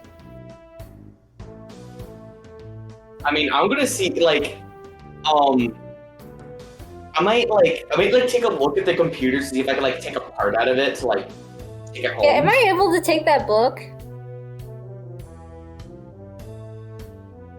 You could try. Both of you can try to take the computer part and the book outside. I kind of pull up the lanyards. So what kind of graphics cards does this thing have? I might want to take it out of the annex into the real world. I might want to take it out of the annex and... You cannot take things here and remove them. Well, not the terminals, at least. Okay. Oh, well. It was worth a shot. Could have made a little money. Yes. Do you try to take the book, Lucy? Okay. Yeah. So, do you all exit the door that appears? Sure, yeah. As you walk towards the door, the closer you get to the door, your key begins to glow. A certain bright white light as you get closer to this door frame with a white light coming through. And as you put your hand to push it open, a white light begins to flash across your senses as you find yourself right where you were before. But in front of you, there's a strange being that startles some of you, I'm sure. This humanoid bird with red cheeks and a black feathered head and a red mohawk, as well as this hoodie and a nice black jogging pants, kind of. And he seems to have a smile across his face as he looks kind of cartoonish, almost like that of Looney Tunes. Of course, none of you are looking at each other because you all are there at different days. You are just alone where you were with this Birdman. I gotta hold my staff out. A little wary because... Wait, we can... Wait, no. A lot of strange things today. I hold out my staff. I have, not straight horizontal, just kind of in between us, and I'm like, are you some sort of shapeshifter monster? You try to raise your staff to this individual, and as you do, you notice your staff is gone, and you look upon yourself, and it seems your clothes are back to normal. I'll slowly back away. Oh, hey! Wait, sorry, is my appearance frightening? I know sometimes I scare people. No, it's just Sorry been about a that. very long day. You part of this game? Game. Do you mean the annex? I'm a resident of here. Oh, you probably don't recognize me. And you see him, he kind of grabs what seems to be, he puts his hand underneath his jacket, and you don't really see what it is, but you see as he grabs it, he closes his eyes, and a cartoonish poof of smoke appears and quickly dissolves, and you see that he is an owl, and you recognize him as that owl that flew above. Wait, so the Cardinal your turned into shadow an owl? self. He flies, and he says, "Hey, I know that you might not have. This is kind of hard." And he turns back into his other self. Yes, sorry. I can only go to that form normally when I'm other frameworks, not here. But it's really hard for me to do in the base annex. And that's what I look like sometimes. If I want to. I like flying around sometimes. Can't really fly like this. And he takes his arms and he tries to flipper them. I can't really fly like this. I wanna go home.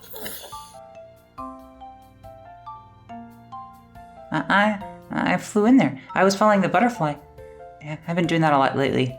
And it's been leading me on some pretty cool adventures. But yeah, I flew through it and I saw that you're in trouble.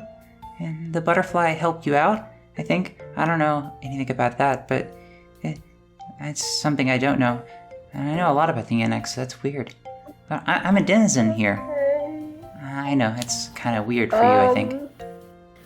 How do I leave here? Oh, you leave the same way you came. Go to your little hut. You notice you're in your normal room now. You're in the base annex. Yeah, okay. Where you were before you got jetted to that place. You exit the same way you came. But yeah, I've been chasing this butterfly around, and it's kind of been guiding me random places, and I've been following, and it's been kind of helping people, helping them fight their other selves or whatever, but I've been helping people out and making sure they don't, get traded. And he looks at your eyes, and you see that he flips on, it seems to be a scouter from Dragon Ball Z. And he looks and he says, I don't know why I needed this. You don't have the yellow eyes. You're not, you're good. You're not your evil version of you. That's good.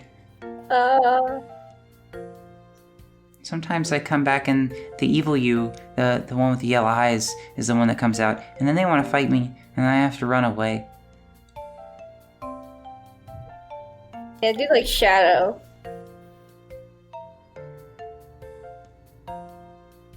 Well, yeah. He doesn't know the word shadow, or it seems. And also, yes, I know that shadows aren't all evil. It's fine. Characters can just not know about certain things. Yeah. Fine, we're all dumb. Yeah, I mean, like that Rufio would probably see just shadows as evil. That could just be a thing. I mean, yeah. Specifically the ones that come out of the frameworks and the ones that 4. stole the other people's lives. Okay. So, Lucy, are you going to go back to your... Yeah, I'm Exit the annex, sorry. It's know? been a long day, and I want to take a nap. Yeah, will you be my friend? I've been trying to make some friends, but people think I look really scary, because they don't like that I'm not human. Will you be my friend? I might want to tell you that You seem cool. I might not be coming back very much. Oh, that's fine. I just, you just seem like a cool person. And I overheard a little bit when I popped in, and you're a writer, right? I bet you write some pretty cool stories. Is the book still with me? Oh, No, dang. the book did not teleport in with you. Similar to the outfit. You lift your hand to try to see the book, and you see that nothing's there. I guess I have, yeah, I just want to go home.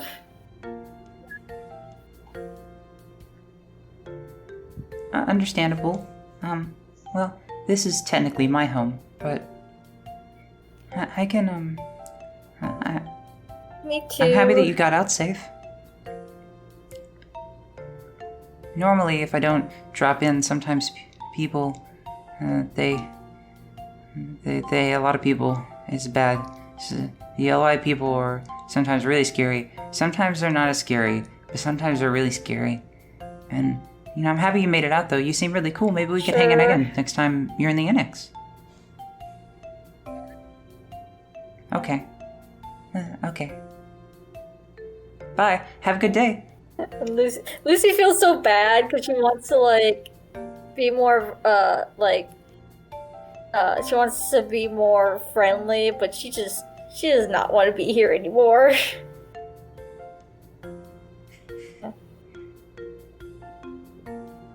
So you leave the annex. So, Jane, when your doorway appears and you walk towards it, right?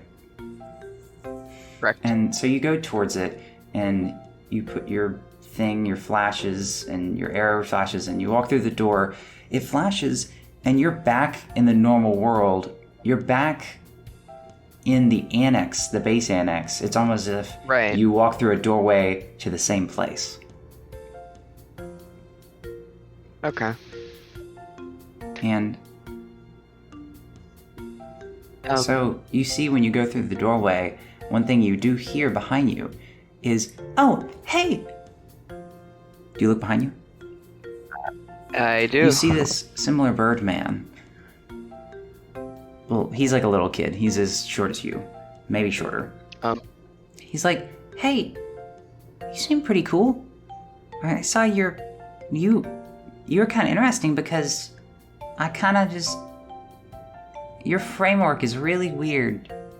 It's kind of funky, but you're cool. Oh boy. You seem cool. Is that your key? He's pointing at his hand to reference your bracelet. I guess so. Oh, that... Somebody put something in something I ate? What is happening? Okay. No. Maybe this will make more sense, or less sense. He does a similar poof to the owl, and he says, I was that little owl that flew by, and, gave the little... chased the butterfly, and the butterfly, dropped a little dust on your little other you, and then it transformed. Yeah. It became... This is not what I was expecting when they said people get more experimental in college. No, wait, what? I like experimenting with things. That's how I found the butterfly in the first place. It started flying around, and then I saw it, and then it kind of taunted me a little bit, and it was like, it flew around me, and it flew in a direction, and I followed it, because I like adventure. And I found you. And you seem pretty cool. And you seem like you might like adventure too. Yeah, I guess I don't mind. I'm probably going to take a 6-hour nap, though. I don't understand anything right now.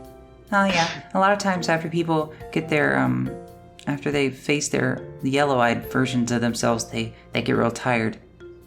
There's this other person I met earlier this week that was really tired. She left pretty soon after we talked. But yeah, hopefully we'll get to see you again if you come back again. Looking forward to it. Birdman, was it? Yes. No, wait, no. I'm sorry. My name is Rufio. Okay. I gotta, shake his wing, I guess? Yeah, he has hands, wings, hands. It's weird, but you shake his wing hand, and he's like... Right. It's nice to meet you. I figured. Alright. He's Falco meets Mordecai from regular show. Bird. Right. With clothes. Alright. Okay. Wait, with no, bows? with clothes. Oh, with clothes. I was like, wait, he's got a bow too? Okay. Alright, well, it was nice to meet you, but I'm gonna go contemplate existence. Yeah, that's fair. That sounds like an adventure of its own. In your mind. Mind adventure. Which I guess for you, being in here is kind of a mind adventure. Never thought about it that way. I'm just gonna slowly start closing the door. Well, there's no doorway, but you mean pressing the HUD button that's the exit button. Right, I'm just gonna slowly get closer and closer to the button. As you press it, he's like, bye! And then he gets cut off. Okay. Now we're going to go to Maverick. Maverick, you appear out of your framework, and you once again notice your outfit is gone. One thing you do notice that is not gone is your choker is still around your neck. Okay, where am I, first of all? Am I still in my virtual room? You're in the basic annex, the base annex. Yeah. So wherever you were before you were going to go like, with your friends. Looking around, and then I just notice that, and I start fumbling around with it. I'm just what the fuck? And I'm just gonna try to I don't know, cover it up before somebody else sees and tries to ask too many questions. You hear a little bit of a, hey. Do you look in the direction? It's kind of coming from behind you. Yeah, sure. I just kind of glance around because I'm just God, who saw? So where you were in the annex, you see that you're actually, for you in particular, you're on, say, a street in Memphis. and you see that there's a light, a street light, and there's an owl on top, and it seems that you hear the voice, and you see the owl fly down from the lamp, and once again, a cartoonish poof of smoke appears, and suddenly from it you see a birdman, appearing to be a Northern Cardinal. Hey, I'm the owl guy that flew into your cool little jam session room. Dang, there were a lot of instruments in there. I'm just kind of staring at him, and I'm just like, wait, that actually happened? Yeah, all of that was real. I was there. I mean, I had to be there, because I don't know, still running theories on that. I'm just a denizen here, but yeah, you got your little thing. And he points at your neck, and he points at his neck to reference your little choker with the key at the end. You got your key, now you can go into your framework whenever you want. I'm Rufio, by the way. Sorry, man. I'm just sort of process things. I was just going to a friend's place, and then my headset glitched out or something, and there was two of me, and things just got pretty weird, and so, and then I just saw like a bird just turn into a guy or something. Yeah, it's me. You're talking about me now. Oh, God. No, all of that was real. God. No technology. That other you, that's it's there now. They're not being rude. And at this point, I'm just kind of clutching other my people. Head, just that was all real. I actually did just say that.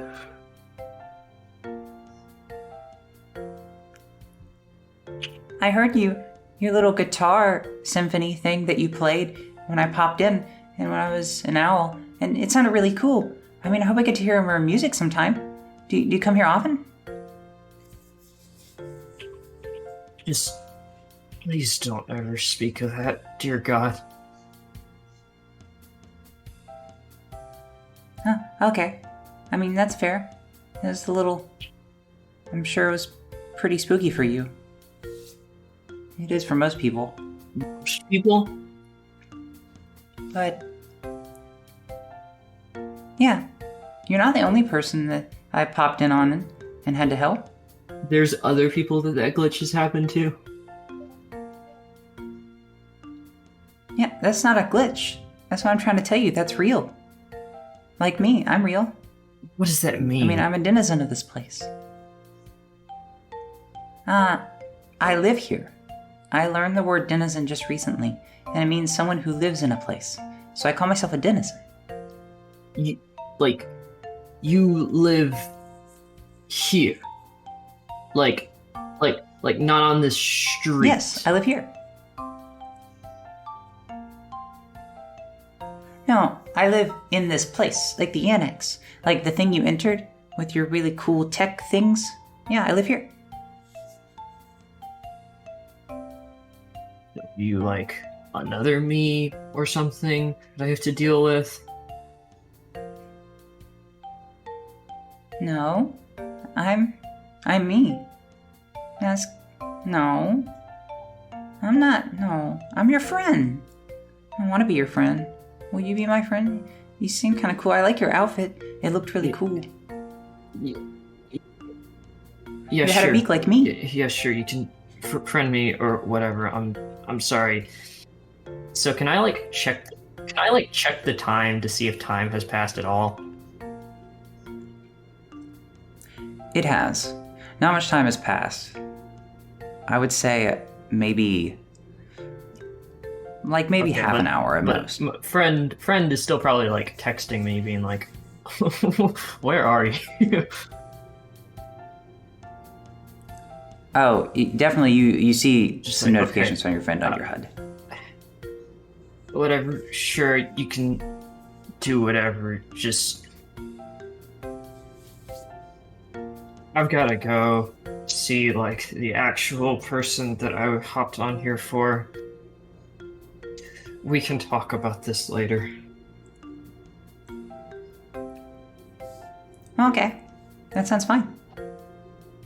Thank you. Well, I'll let you get on your way. I'll go fly some other place. Just See you later. is he gonna transform?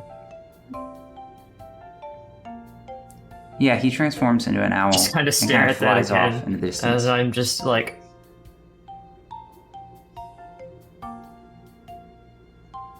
Once again with a little cartoony poof of smoke that almost looks like 2D from your perspective. I'm just gonna clutch my head It's so as I cartoony. just walk over to the to the friend's place, just the rest of the way there. So you head there and enjoy quote the rest unquote. of your afternoon and evening. We go to James. All right. So this is after I like walk out of my door. And Yes. This is after you walk out of your door and you're back to where you were. You walk in and in front of you, you see the bird man. I'm not in the. this is. I'm not in the grind yet, am I? No. No, I'm talking to Rufio. Oh, no. You're not in the grind. Yeah, I'm glad I asked her. I was about to as I kind of gesture back to the sniper rifle. I at least think is on my back. Your sniper rifle, unlike the others whose weapons disappeared, yours is still there. Yeah, I was And- yeah, I wasn't sure. I just had a really weird time. So and now there's a bird person. Honestly, that's the least weird part of my day. That's fair. Your framework looks so freaking cool of all that stuff, and then the computers and the cool little chalkboard in the middle. It was a whiteboard. Oh, whiteboard. Sorry. There was actually no. The other side actually was a chalkboard, but that's not the one that you saw with all the question marks. I was a bit more focused on the yeah. But it looked really cool. All your computer terminals. I don't even know what you do with all that. It looks so cool. Oh, I'll probably run Doom. Well, can we be friends? You seem really cool, and I helped you out, or I tried, whatever, the butterfly did some weird dust things, but I flew in, and I saw you, and the butterfly helped you out, and you seemed really cool, and you did the thing, you fought off the other two. As if I would ever turn down the chance to be friends with a bird. Hell yeah! Oh, wait, what? You think this could be all the bird? And he transforms into an owl, and he tries to fly, he tries to softly perch on your shoulder as the owl. I kind of crane my head to give more room on my shoulder. You just see that he's like, this is awesome. Which name? And then you bleed out as his talons cut your Rufio chest. hasn't told me his name yet, right? Ah. Hank looks at you and he goes, I should probably tell you my name. My name's Rufio. Nice to meet you, Rufio. Fist bump? And I kind of reach up my fist over to my shoulder so he could kind of fist bump it with his talon. So yeah, he kind of lifts one of his talons and he fist bumps you. And then he flies off your shoulder. Do you know why that happened? As he's flying off, I'm like, wait, I wanted to ask why that. Oh. Oh no, he flies off your shoulder Okay. and lands back in his humanoid form. So so you mentioned that you were watching while I was in. Do you know what that was about? Oh, well, yeah. So basically some people have been pulled into what are called their own frameworks, because I'm sure you've heard about the grind, which is a framework where you go and fight monsters. Yeah. Because that's where you're going, right? I've been there a few times, not for too long though, because there's some really scary things in there. But yeah, but everyone has their own framework actually, and not everybody knows about them. I mean, I know about it because I'm a denizen here, but most people that come on here have a framework. And you go into your framework, and sometimes when they go in, they get pulled in by their spooky version of themselves with the big old yellow eyes and and they talk some weird, creepy talk, and it's not And cool, the weird but music. yeah, and I try to fly in and help them out, but the butterfly helps guide me and see them, and I think there might have something to do with if I'm there, I help them, because most people that I see that come out of that situation and they don't got the yellow eyes, it's normally people that I've flown in and to their framework and came out the other side. Like, you know what? I'll make sure if I see another weird human with yellow eyes, I'm gonna be a bit more cautious.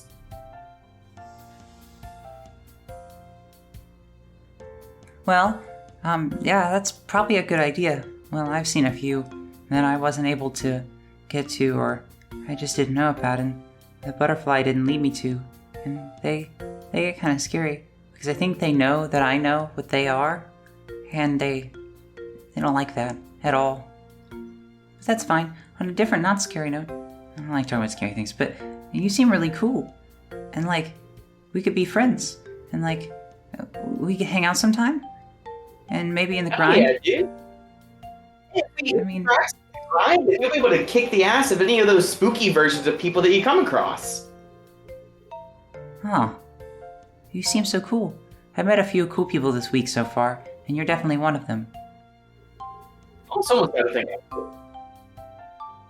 I'm gonna head out now, because I have...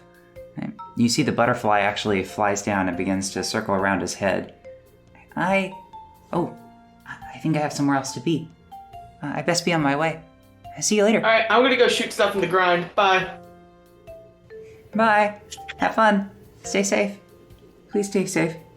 And you see that he transforms into the owl and begins flying after the butterfly.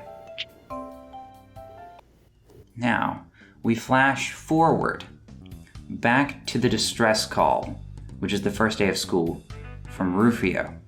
And all of you get this distress call, and it seems to be a message on the app that is connected from your phone to the annex and allows you to manage things like planning and communication and stuff. And there's an alert message you've never seen before with an image of Rufio's face doing a little like pose. And then you see it seems to be glowing red as it says, "Alert, I need help. I'm not safe." And all of you get this message. Do all of you or any of you respond to this message? I respond, where you at? He says, "The grind." So, I want to check with everybody. What about you, Jane? I'd probably just respond and be like, who is this again? And you get the message back. I'm Rufio, and it's the grind. Please help me, Jane. Okay. How? Oh, what about you, Lucy? Do you respond? How Like, do you his respond? picture's up, so I know who it is. So I'm like, Yeah, you do. yeah. Even if you don't remember the name, you recognize the profile picture of I just the say- Birdman. Birdman? Yes. Birdman needs your help. Please. In the grind. Not safe. I know what the grind is. You do know what the grind is. Maverick, how do you respond? I'll respond. And yeah, I'll probably just be like, who the fuck is this again? Because I'm just trying to, at this point, just like block that out of my memory. So I just kind of like didn't go on the annex at all after that day for a couple of days. And I just get a message and I'm just like, who the fuck is this?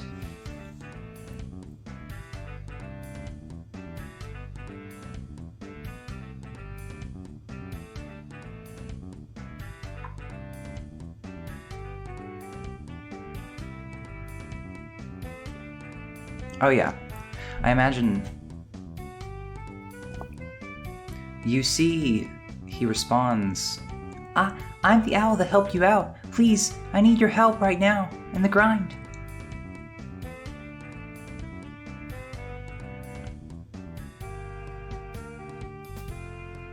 Now, let's go to James. How do you respond? Oh, I already responded like, where are you at? And he told me he was in the grind.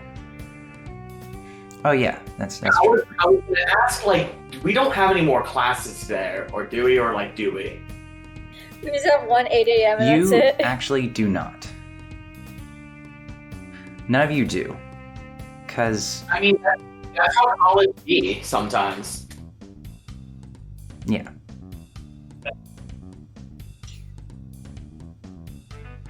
Yeah, we have a bunch of labs later, but the labs don't happen on the first day.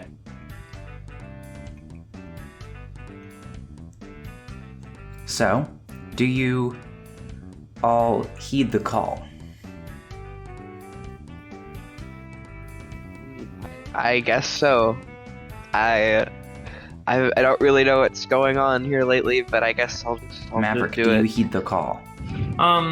Yeah, sure. I'll just do so, like, very reluctantly. I'm a little sus, but like the Birdman seemed nice, and I still feel bad of how I treated him.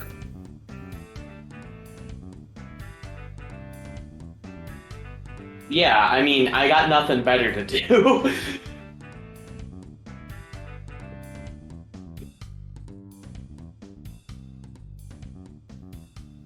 So you go in, all of you go into the annex, and as you go into the annex, the base annex, and you pop out into the grind after going into the annex, you see while in the grind, your outfit, all of you, your outfit and your weapons and your armor appear with you when you go into the grind, and they all seem to be the ones that appeared upon you during your awakening of your persona.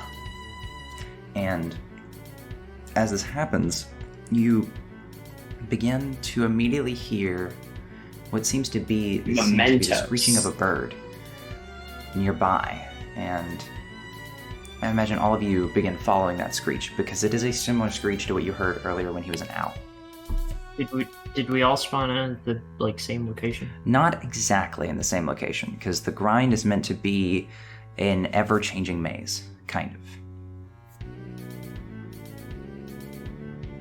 That's not, it kind of is mementos, but not, like, it's pretty different, other than the fact that it's a changing dungeon.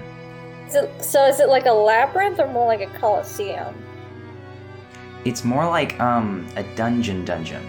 Like, you look around and the walls are genuinely stone, and you see that there are torches that light the walls, and the walls are made out of this mossy stone that gives you the genuine feel of a fantasy dungeon.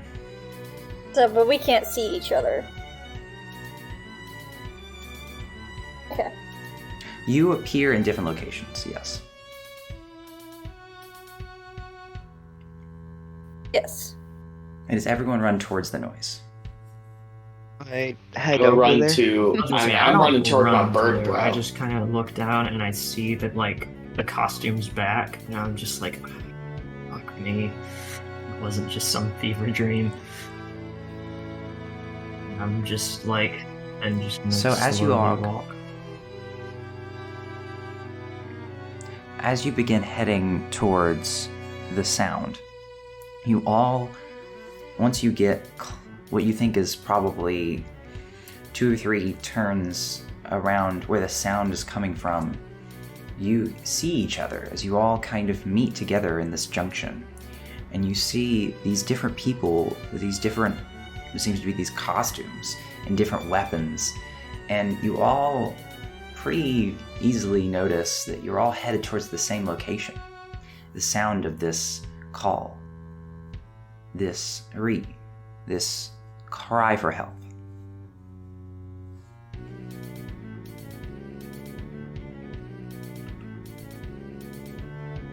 Yo, my bird bro's in trouble, so like, I'm Red assuming you bird guys are heading there too, person? but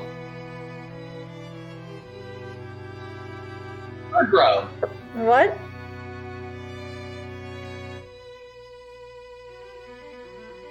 Yeah, Bird Bro, and I'm assuming we're moving while talking, not just standing still. I met Yeah, I would this imagine. Birdman the other day, and now he asked for my help.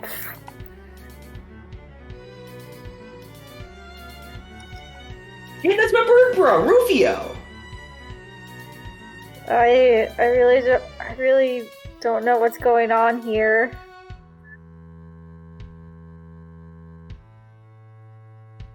Well, I got a text saying that he was in trouble, and I hear him screaming. So I think, and I kind of like gesture with my sniper rifle. I'm gonna be able to test this a bit more. So like, is it in our sights, or do we have to like run through like corridors to get to it, or? You're running through a corridor. Okay, and we can't see him yet. You can't see him yet. As you get closer, the sound becomes more and more evident. Anyone else want to say anything else to the party? Oh, did me and Connor make it there at the same time? Yeah, We all made it. did. Oh, sorry. I figured because they were running and we weren't that we would arrive at different times. It'd be a fast walk. It's a power walk. You make it all at the same time. Okay. You guys were All right. closer than we were. Okay. In that case, I'll be like, so I don't really know how any of this works. Do you guys know what's going on? Oh, dude, I come here all the time. I use a gun. What do you use? Is Jane's weapon visible? It's on Jane's my back. weapon is invisible. There's a bow on her back. I mean, I'm pretty sure you just use it like you would use it in real life. So do you know how to shoot a bow? I'm assuming you do if you have one. I pull out my bow and I guess I try to use it for the first time, and I guess I aim at something in the distance. Well, you're just kind of in a hallway that's leading towards her. So imagine you started at the wall. Sure. You shoot at the wall and you hit the brick you're aiming for. I'm like, It feels very comfortable in your hands. yeah, I think I remember. All right, cool. Just gonna Maverick, look do you at have them all anything and be to say? like, so like, you're all in crazy costumes too? Yes. And Yep. And I think we all Jane follow looks your down. Jane looks down for the first time and goes, "Oh, I guess I so." just say my stylish I'm and just crazy. gonna be like, so that means like, you also got the message from that like guy thing? Yeah, My whatever. bird bro. So I didn't hallucinate any of that. That's great. Hey, maybe we all hallucinated the same thing. You don't know. Oh, mass hysteria? Oh, that's Oh, evil. Unfortunately, I don't think So that this we can't are be in an just a ongoing hysteric.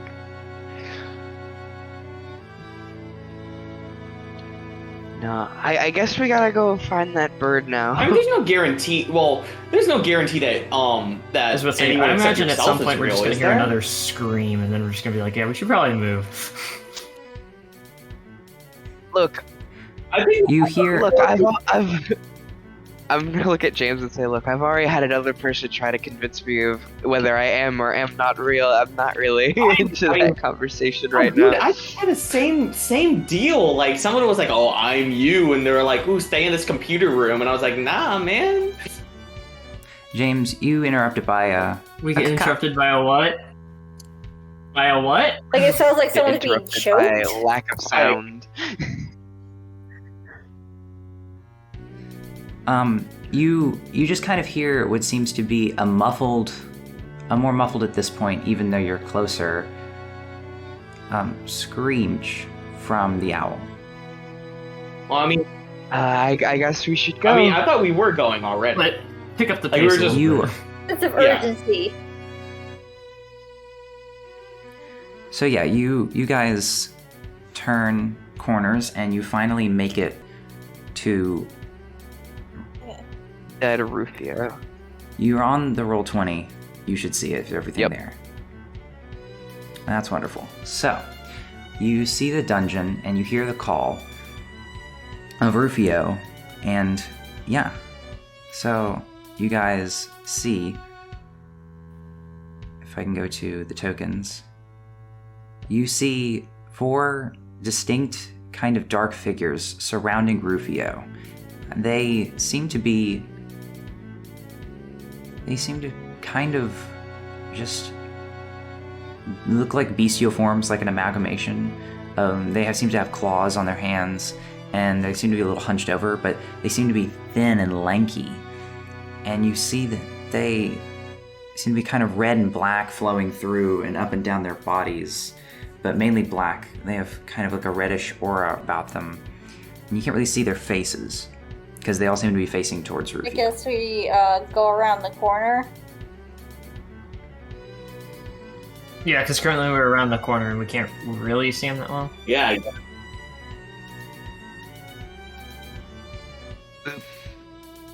Yeah, all you can see are these seem to be these shadowy figures in the distance, but they don't seem to have a lot of distinguishing qualities. Though the place is well lit, so it's not that you can't see them, it's that they just seem like these weird, murky beings kind of surrounding Rufio as you see him clutching his own And wings this is like and just shivering in the fright. same as like the other parts of the dungeon is still kind of like How many of them? stone and moss and stuff.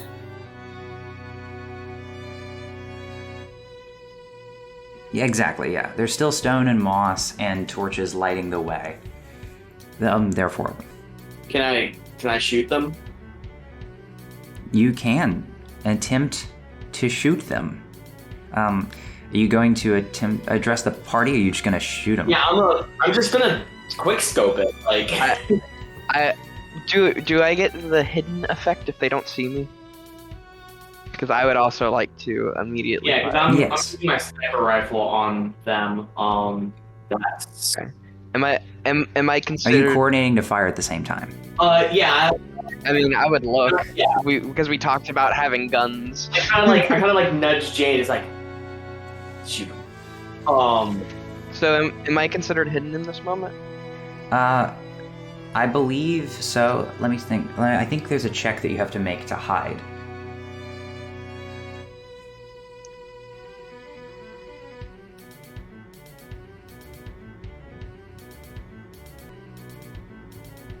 I got an. Yes, so it's 2d6 plus your proficiency. So roll 2d6 plus your proficiency. Okay. Oh God. Okay, I got a 6. With your proficiency? Okay. -1.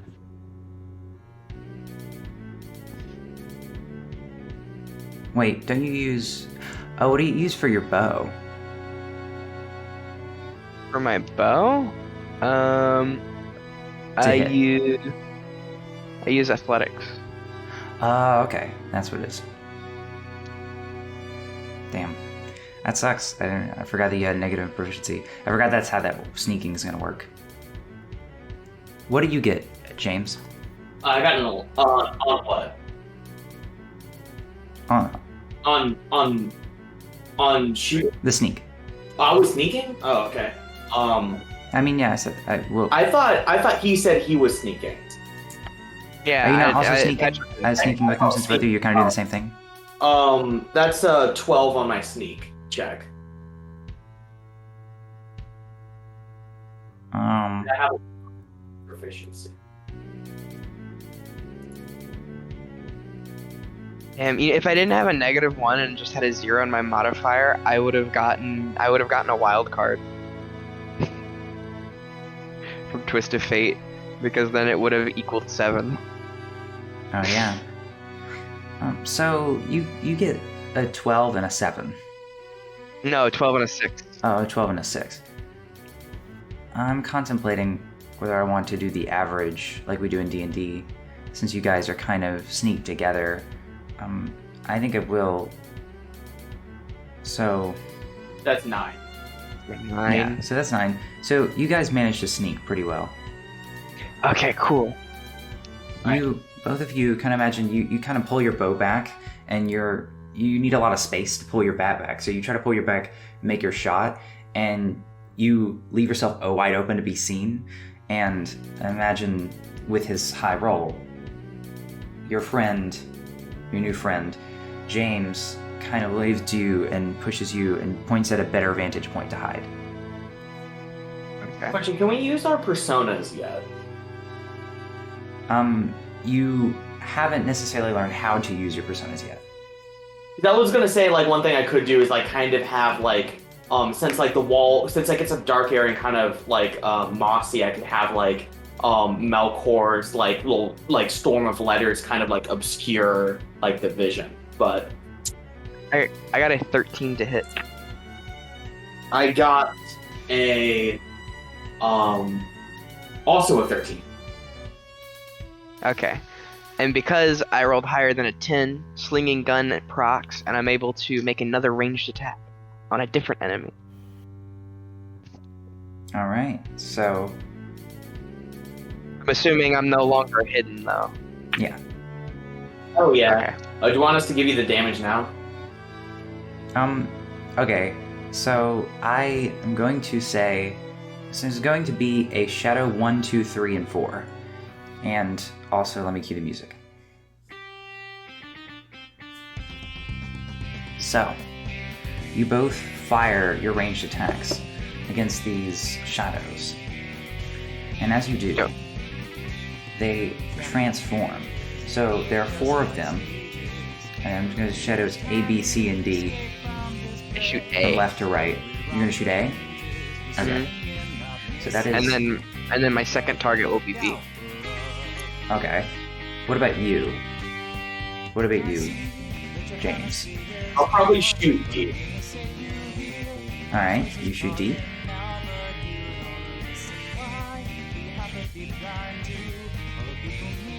Alright, do you want me to do damage, or do you want me to see if I hit my second attack? And then just add up all the damage. Yeah, they've been punching up too much. Yeah, go ahead and tell me the damage. Okay. I did 6. Okay, I did max damage, which is 8 damage. Wait, so what did you say, James? Yeah, I did 6 damage. No. Okay, 6 damage. I thought you said 16 and I was like, whoa. No.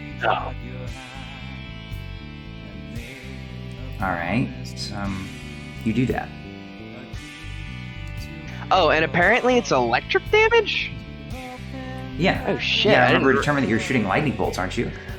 Oh my god, that's right. I forgot about that. Yeah. So yeah, I just unleash a fucking lightning bolt on this dude. Oh, yes. So, you see both of your party members with their ranged capabilities. One of them lines up a perfect shot, while the other draws back 2 lightning arrows and shoots them, perfectly striking those. Oh, you said, wait, 1 hit. I didn't roll the second attack yet. I was asking okay. if you wanted me Okay, to. go ahead and or roll if you for the wanted me to do second damage first. Okay. Oh my god, alright, I got 2 5s, so that procs doubles, and that means that it's at 12, which means I get to fire again. And I also get another wild card. Whoa, wait, what ability are you using again? Sling guns. It's slinging guns and twist of fate. Ethan, I rolled 2 3s, which I don't think hits because that's an 8, but that does give me another wild card. So sling guns using an SP, correct? Yeah. Oh, it does. All right, so that means I've lost 2 SP. You're right. No, actually, sling guns, you don't take away an SP per each attack. You just spend 1 SP to do a lot of shots. Oh, okay. My Yeah, bad. That's why it's good. Oh, okay. Well, I don't think that last one hit. That third That one last hit, one but does I not. think... So, do you hit Shadow C? Other one that hasn't been hit? Sure. Okay, so go ahead and roll damage for that second attack. And the third attack, right? Because you hit 2. Or you just hit No, yourself? I hit my second one, but I didn't hit my third one. Oh, okay. Yeah, so I just hit. I hit when I hit Shadow B. Okay, so I only did 5 damage. 5 damage. okay. Electric damage.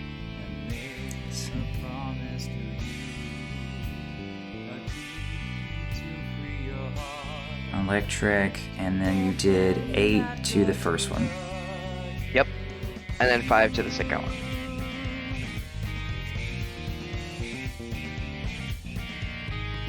Oh my god, dude. If I fill up all my wild cards, I get Twist of Fate. It lets me change a small detail about the plot, character, or a particular scene. Rufio Yes. is now a Cardinal.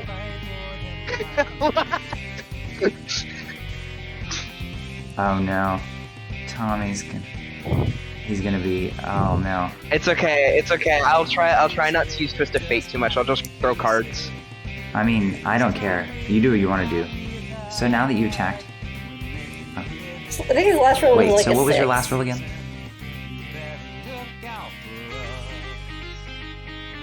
Oh, my last roll to hit was it was an 8 to hit. Okay, that still hits. That's a mixed success. Oh, it still hit? Okay, well it's not a 10 or higher, so I don't proc slinging guns again, but if it hits, then I do damage. Yeah, you also... They get to incur a counterattack. Okay, I did minimum damage, so I only did 3 damage to C. Electric. Alright. So to C, which is the slime, you did 3 damage? 3 damage. Electric. Electric. Let me come through and make sure. I don't think that element is messing with any of them, but let me make sure.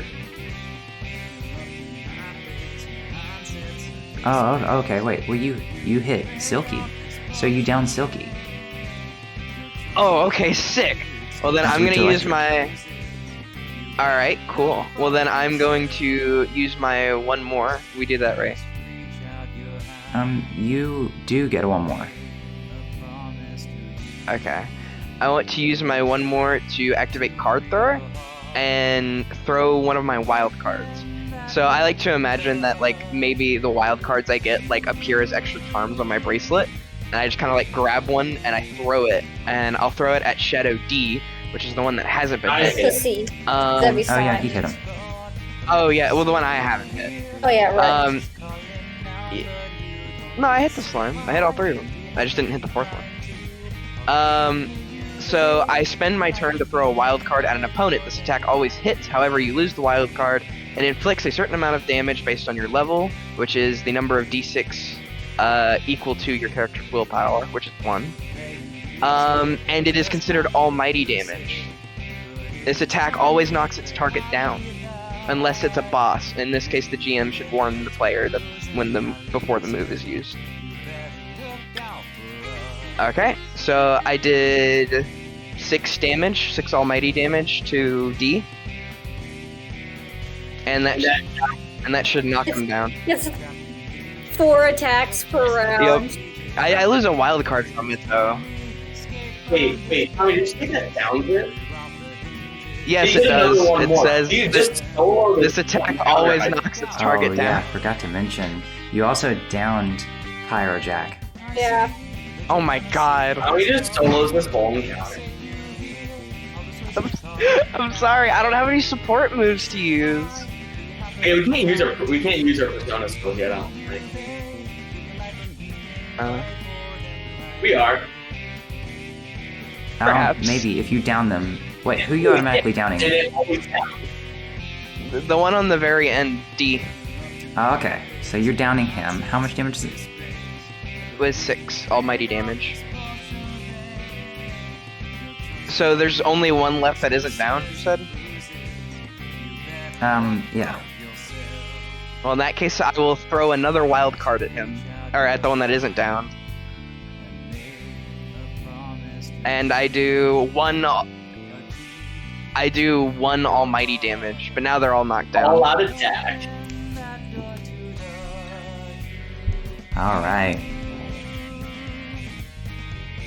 Are you guys going to rush in and follow? And your 2 rangers, you kind of sweep them? I'm gonna. Would I be able to do my all? Would I be able to do the all-out attack by shooting? Oh, ask that one more time. I can participate in the all-out attack with like shooting my gun still, right? Yeah. I mean that all-out attack is just, it's just as long as you're using a weapon, it's fine. I actually want to grab my bow and like kind of just grab it as I'm running, but then like accidentally break it, and then realize that they become tonfas, and then I'll just run up and try to attack with my tonfas. So what about you, Maverick? Yeah, that's man. Maverick, how I are had you a going funny to participating in the remark, all-out attack? So that was a little funny little joke that I was gonna make when it came to my turn. Shit, I wasn't prepared for Tommy to just fucking down every single goddamn enemy.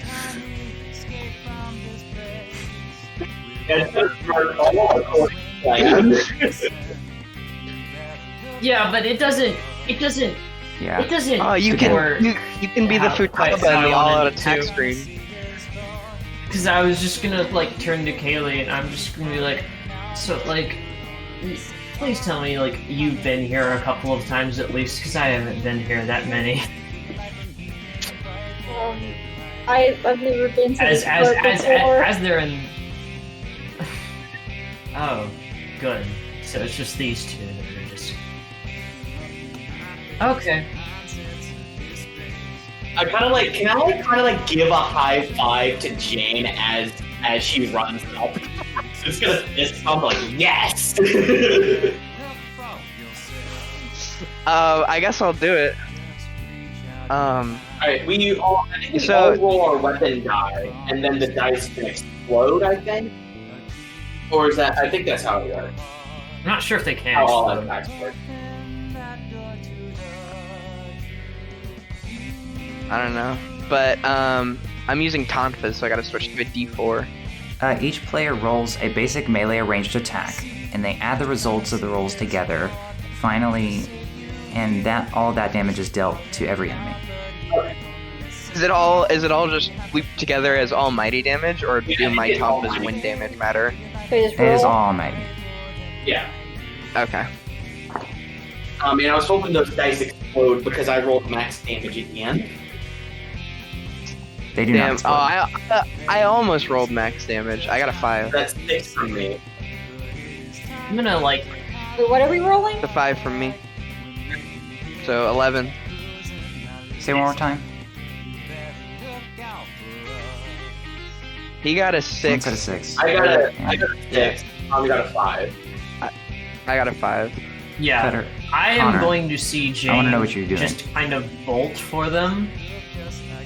And I'm just gonna look down and I'm gonna be like, fuck, what can I even do? Because I just have a stupid little guitar. Like, how is that a weapon? You hear, in your voice, you hear in your head, I am here for you. I lend you my power. Strum the next chord in our grand song. Just like looking around and like, did you guys just like hear that? What? Don't pay attention And I to just you. see just Jane just beating him up, and I'm like, It's kind of lining up. okay. I fetched the like pit off of the key that's it's attached to, and I'm just like, what do you say, dude?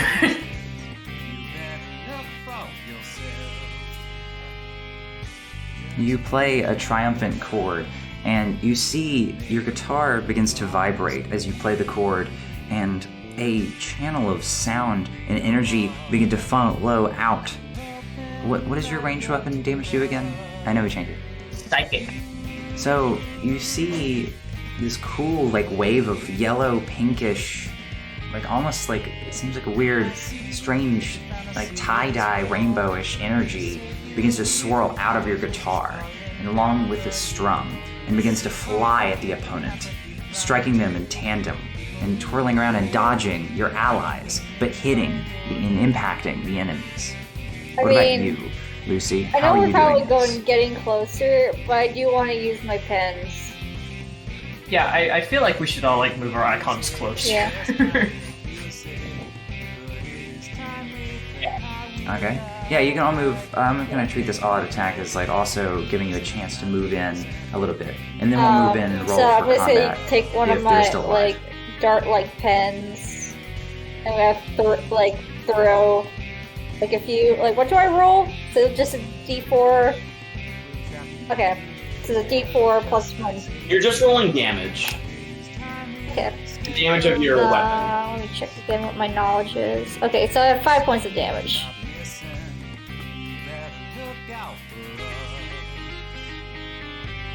All right. So. Yeah, okay, so 4. What is your damage? She's kind of like shooting them like in like the legs to try and keep them on the ground for longer while just laughing maniacally. Wait, you're laughing maniacally? I'm laughing and like just yelling shit about stuff going according to plan. This shit. Casey's just kind of looking around, like, who are these people? I'm gonna look around. I knew this too. would happen. I'm just completely You run in. confused. My guitar seems like it just made like these weird psychic waves, and like somebody's laughing maniacally, and I'm not sure we're necessarily the good guys at this point or in time right now. I'm just like, what the fuck is going on?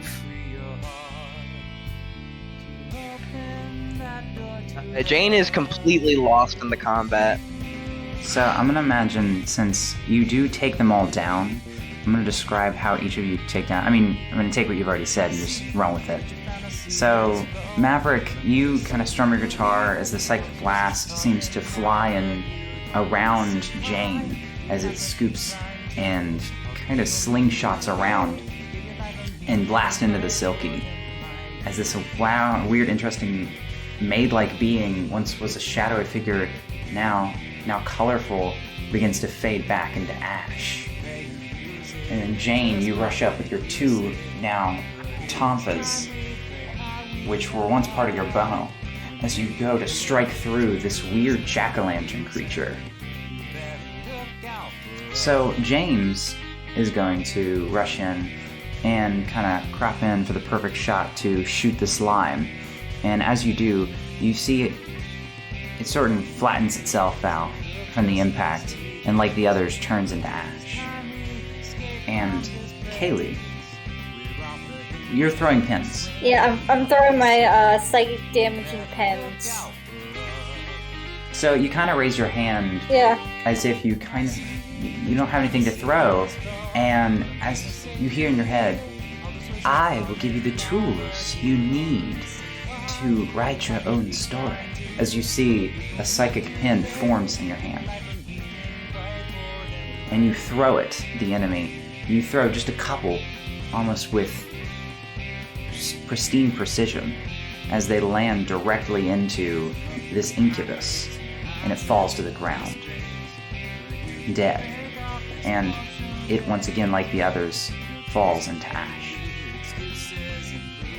So, do you guys run up to your boy?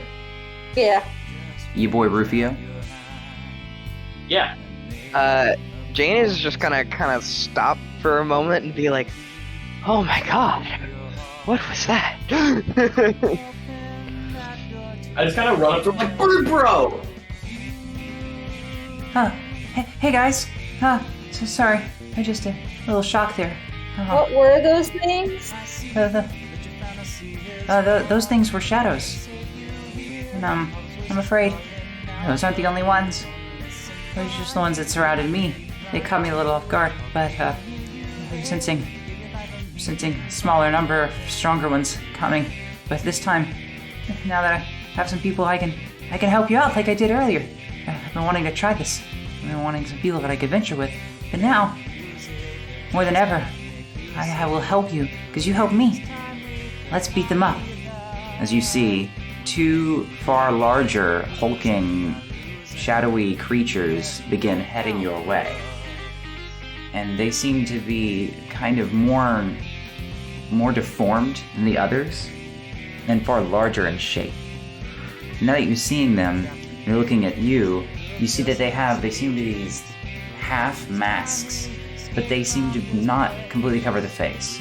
They're specifically half, and they look broken, almost. As if they, too, kind of stumble up and look at you, and then you see them begin to transform as the shadow begins to almost close in on itself and then pop out. One of them, you see, seems to be a knight on, seems to be some sort of red horse with a large pike in his hand. Eligor. And the beating eyes. Actually, not Eligor. Is it Barrett? What? The horse was red. Okay. I heard red and thought the armor was red at first.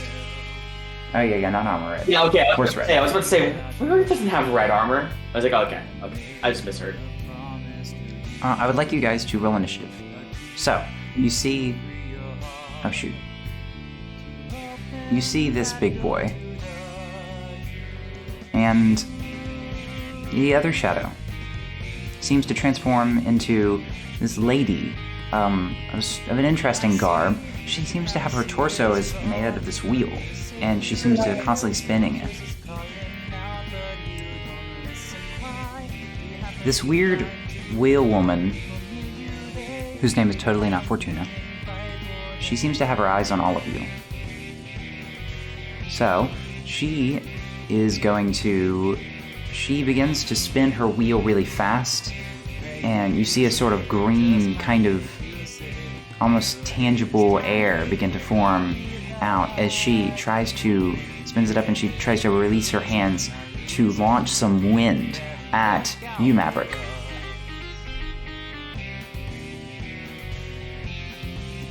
And she misses very badly. Like, complete failure. Actually, yeah, this is a complete failure.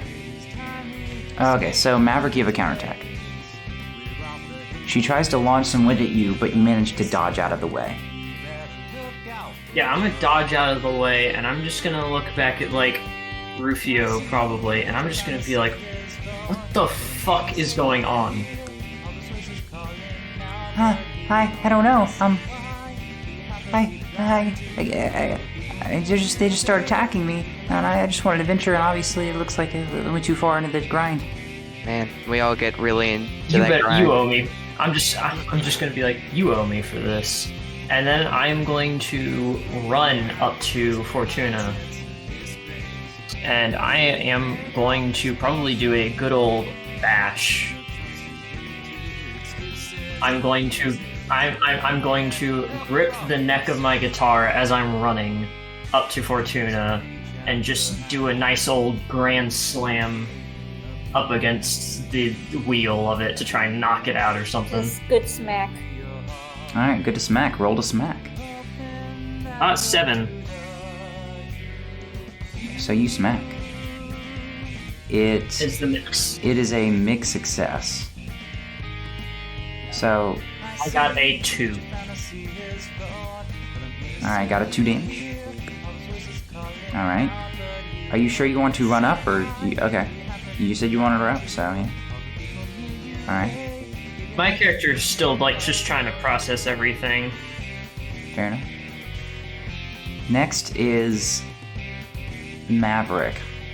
Or Jane. It's up to you guys, since both of you roll the same number. You can go first, Jane. Oh, okay. I thought we were gonna defer to stats. But alright. No, it's fine. What are the odds that that'll happen again? I am a gambling man. With you, the answer is yes. What can I say? I'm a gambling man. Alright, so I move over here so that way I don't shoot Maverick in the back, and I'm going to reconnect my tonfa and grab the ethereal string and have a lightning bolt appear, and I'm going to aim at Fortuna. You do that. I got a 13 to hit. Yeah, that definitely hits. And I'm going to spend an SP to do the gunslinger thing. Okay, so that hits. And I'm going to roll damage on that. Nice. So that does 6 lightning damage. Okay, so you down her. Oh, okay. Well, then I'm gonna use my second arrow to hit the other guy. So how much damage do you do? 6, right? Yeah, 6. For that one, I got a 7, 8, 9. Curse me and my +2. So I got a 9 to hit. That hits. Alright. And then it does 6 lightning damage. And then do I activate my one more? You do have one more because she got down, so we could do baton pass. Oh, okay, that's cool. Question: will they be downed by card throwing? I mean, isn't that part of how card throwing works? Well, it says that if they're considered a boss enemy, the GM should warn the player before this move is used if they cannot be downed through card thrower. Because it's an auto hit. It is. This could be downed. This is a could be strong enemy, downed? but it's not a boss that I'm putting any limits on. Okay, well then I will. I have 3 because I got another one from my roll for. I start with 2 in my class automatically, and then I got 2 in the last combat that I used, and then I just got another one from my initiative. So now I will have 2, and that is all that's left, because I'm going to throw a card at the boy on the horse and do 3 almighty damage, or 2 almighty damage. Sorry.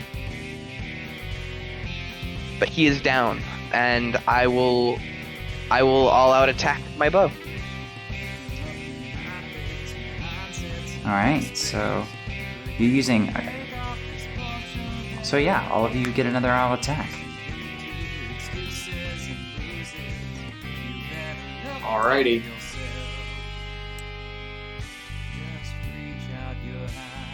I'm gonna use my bow this time.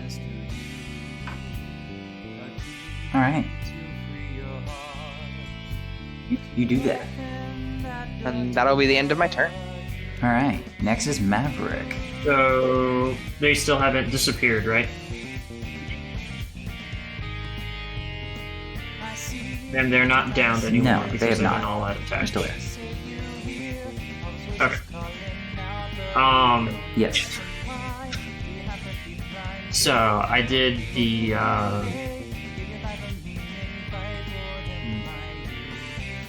I am after I just directly did the strumming for the all-out attack. I'm just gonna be like, shit. I guess we'll do this again. And so he, standing right in front of Corsair, is gonna go for the strumming. So if this doesn't hit, I'll be kind of disappointed. 7, so it's going to be a counterattack, but it'll still get damage.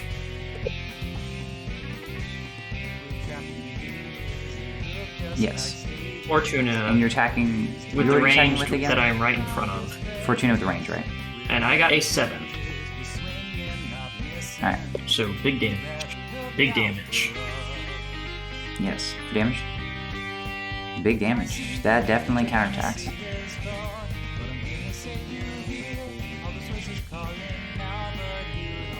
You Wait, said 7. no. Wait, no.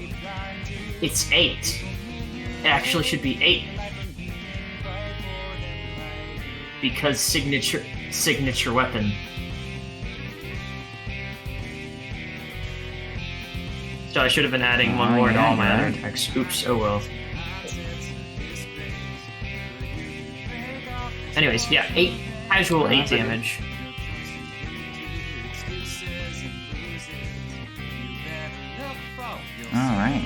So she attacks you. She uses Garu to counterattack you. Ouch. And she does 6 damage to you. Youch. Next is, I think, Rufio.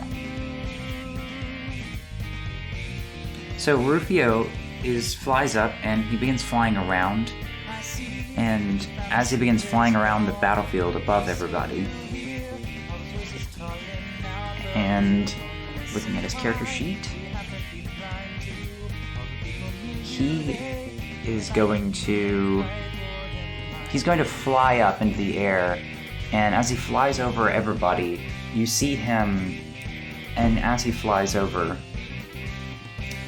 he kind of flies in a trail that goes over every single party member as he flaps his wings, and you hear him screech, "Caius! Turn Mater Kaja!" And you see this kind of interesting coffin fly above him. And it seems to be a coffin, but with airplane wings on the sides. And that's it. It looks really strange. And it flies above him as it calls his name, Caius! And you see as blue energy begins to funnel down into each and every single one of you. Oh, sweet. And now you all have +2. 2 more damage rolls. Yes, +2 to your next 3 damage rolls. Doing You have 4 +2. damage Yep. with him. Oh, +4. sweet. Damn.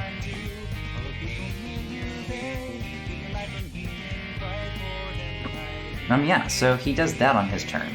And next is Kerchow. I believe it is James. Alright. We can use our personas now, right? You don't know how to, but if you can, like, you can attempt to. I would like to, because pretty much every ability I have is tied to my persona. Yeah. Just call you. So, what do you want to do right now? I want to Just describe it. on Fortuna. You want? I want to cast Dio on Fortuna. Because I saw it Okay. by lightning earlier. Your brain, you think, man, I wish I could, like, use some perfect plan would be to cast lightning at it again. And you hear in your head, grab the key and unlock my power. Free me and I will enact your plan. Alright, I grab my USB. I'm assuming I'm ripping it off. Yeah, you can just kind of rip it off. Actually, I know what I'm gonna do. Because like you said that, because I think you mentioned when we were talking out of game that the annex, like you put like a patch on your neck or something like that, right? Yes. I take the USB and like plug it into where that patch goes. Okay. Alright. So you try to do that, and as you do, USB kind of it turns into dust in your hands as you like put it into your neck, and as you do that, and it kind of washes over your neck and reappears and forms into the book and the sigils in the form of this being. As you hear him behind you, and all of you can hear this and see this, he says to you, "Oh, my name, my power will be yours." Is there And I like a use huge Dio explosion on, of Fortuna. wind and light like forming around James right now? So what happens is, as I like put it like behind me, like it kind of like dissolves and forms the book behind my back as Melkor kind of like looms over me with and in its hand the symbols start to move towards its hand, and then in its palm there's a big Z, then an I, then an O to spell Zio as it shoots lightning over at Fortuna.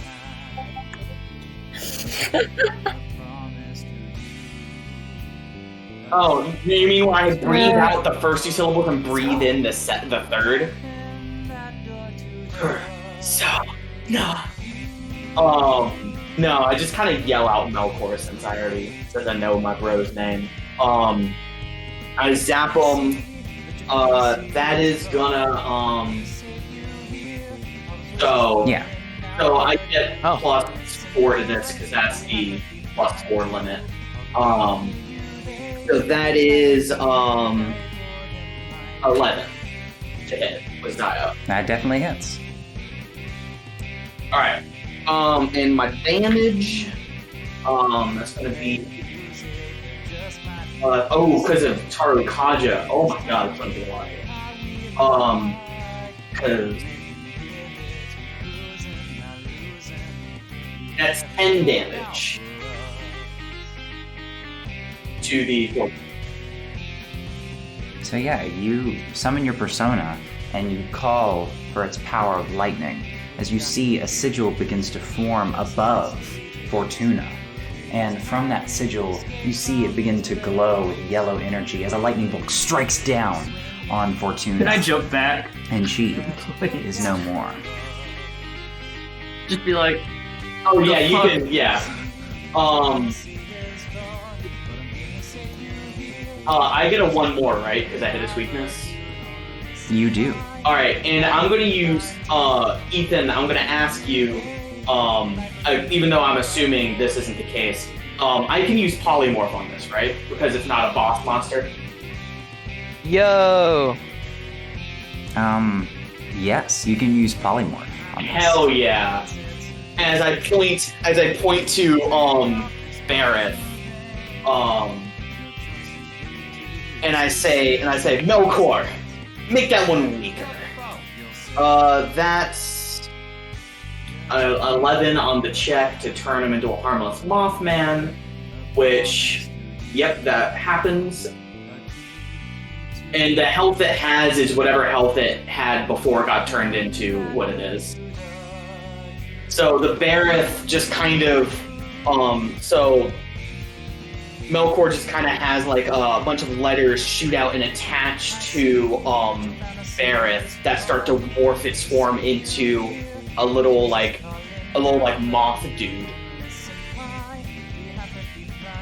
You guys kind of just see this once knight on a horse begin to transform as the 2 legs of the horse become small and one set of long, skinny, scrawny legs, and the horse and knight become one being as you see becomes this cute little moth creature that's not terrifying to any of you. And I like turn to everyone else and shoot it down. I look and Now like, it is everyone Lucy's else is like, shoot it with what?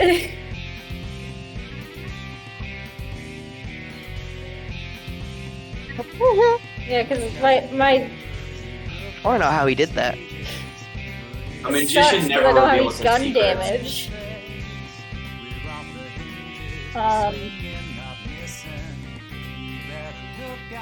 Yeah, almost every one of you chose to have damage that wasn't actually ranged, which I think is hilarious. Because it's still really good, it just makes you powerful, it just also makes things like this not as powerful. Oh yeah, I guess my bow doesn't count as ranged Guess I'll damage. nuke it. Damn.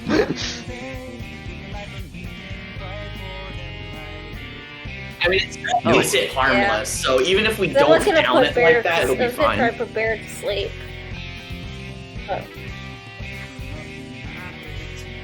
I know, but I feel like that's Still overkill. put it to sleep.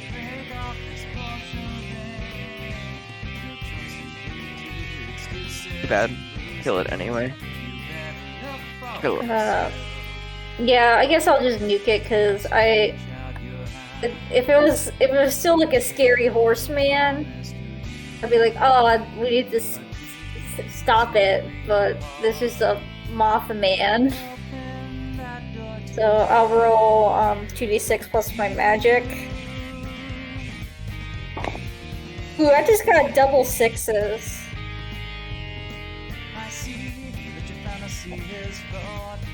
So what does that do?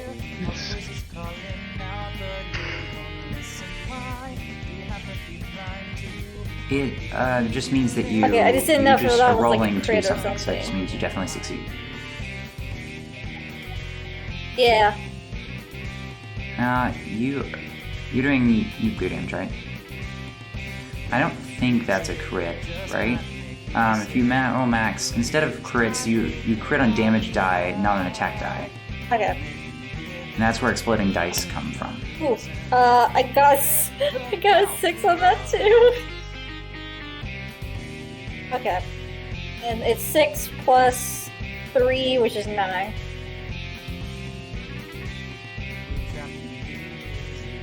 So how do you summon your persona? How does Lucy come upon the idea that she needs to summon her persona to do this? Well, she kind of saw James do it, and kind of like she takes her pen, and she remembers the name of the thing that talked to her, Brexta, and she writes Brexta in the air to summon it with her key pen. As you begin writing the word Brexta in the air, the pen, as soon as you finish the last part of the A, the pen almost flies out of your hand and it begins to trace what you wrote in the air as the pen begins to do this flying motion, almost like a dragonfly. And after tracing all of Brexta once again, it flies behind you and you see a flash of light begin to go around the backside of you. And then you look to see Brexta in her full form is ready. And she says, "What am I here to do for you?" I mean, I guess kill the Mothman? Nuke the Mothman, please. And let it be written. Hooray! Then you see she takes her long hands and very slowly puts it towards this Mothman, and you see a large ball of energy begin to swirl up in her hand as she grabs it and she moves her hand to hold it like a globe and chunks it at him. And you see this big ball of light begins to swirl and twist in the air and seems to grow and shrink, and it seems unstable as it finally lands on the Mothman, and you see a big boom go around the Mothman with a flash of light as a dome of energy begins to expand out from its impact and collapse. What was the damage again? 9. As you do this, you see the light begins to falter, and the Mothman is there. And you see it begin to twitch, and it becomes Bareth again. So the Mothman, you see it twitch, and then it becomes Bareth, but on the ground, and the knight barely clutching to the horse. And then you see them begin to twitch themselves and then fall limp as their bodies begin to dissolve into ash. So, after beating the shadows, you find yourself a little exhausted. Not completely from damage, but rather just for the first time using these other beings, other versions of yourself to fight. It seems to have taken a bit of a toll as you all feel a little bit of wave of lethargy kind of pull out of you and pull back in, and you feel a little uneasy, but in a way that is not uncomfortable, but rather just tiring in a way that you've never felt before.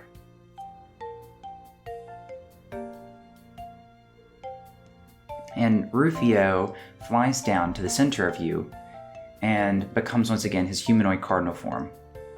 And he looks at all of you. He says, "Hey, we did it, guys! We beat the dude. We beat the monsters. Thank you so much for helping me. That was so awesome." I guess we just got really lucky. I mean, I don't know if luck had anything to do with it. I think you guys put in a lot of hard work and it worked out. Oh yeah, all according to plan. Interesting. What? Yeah, I'm gonna look at James and be like, "You couldn't have planned that." Hey, that's what you think. You don't know. Rufio walks up to Maverick and he's like, "Hey, you did cool. You did really good. Your guitar was playing. It was so awesome. Please don't. You shot things out of your guitar." Please, let's just not come back to this place again. Hey, Rufio? What are those things? Oh, they're those things are shadows. There are a lot of things in here that fight. They're kind of like they're called.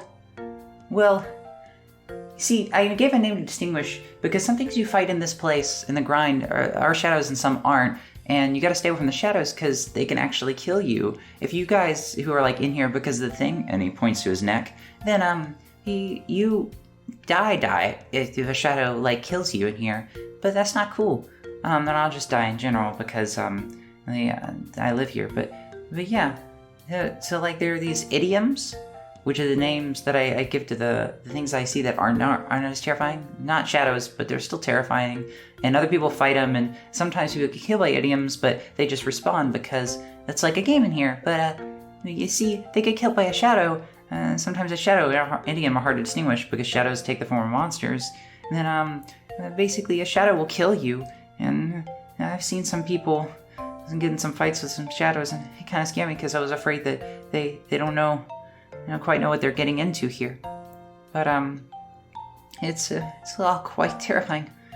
But you see that? You see a blue door similar to the one that appeared when you were inside your own framework begin to appear on one of the walls next to you as a group, and it is of a velvet hue, and the door opens, and you see walking through. As the door opens, you notice that it is a revolving door, like that that you all saw in your dream in this velvet hotel. And you see coming out of it was this attendant that you saw previously in your dream. And they go, my master would like to speak with you all again. Please, if you could oblige. He merely has a few words to exchange with you. Last time a person with yellow eyes offered me something. I apologize. You will be able to leave and exit this place as much as you wish. No contracts, no needed. You have already sealed your own contracts. I simply wish you to come in here and go as you please, but my master has a few words to exchange with you based on your behavior. Who are you? Oh, my name is Robbie. I'm just a servant. Don't worry about me. But my master, he has some very important matters to discuss with you. I guess we go in.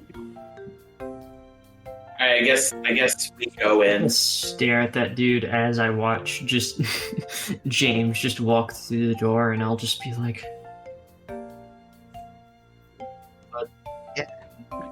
I agree. I'm gonna be very. As you walk in, you notice that this Robbie figure seems to be rather morose. They seem to be kind of like their mind is on something else. They seem to be kind of saddened by something, but you can't tell what. Yes. I got my own shit So to do you all work walk in? out, namely all of these things that have just happened within the past hour and week.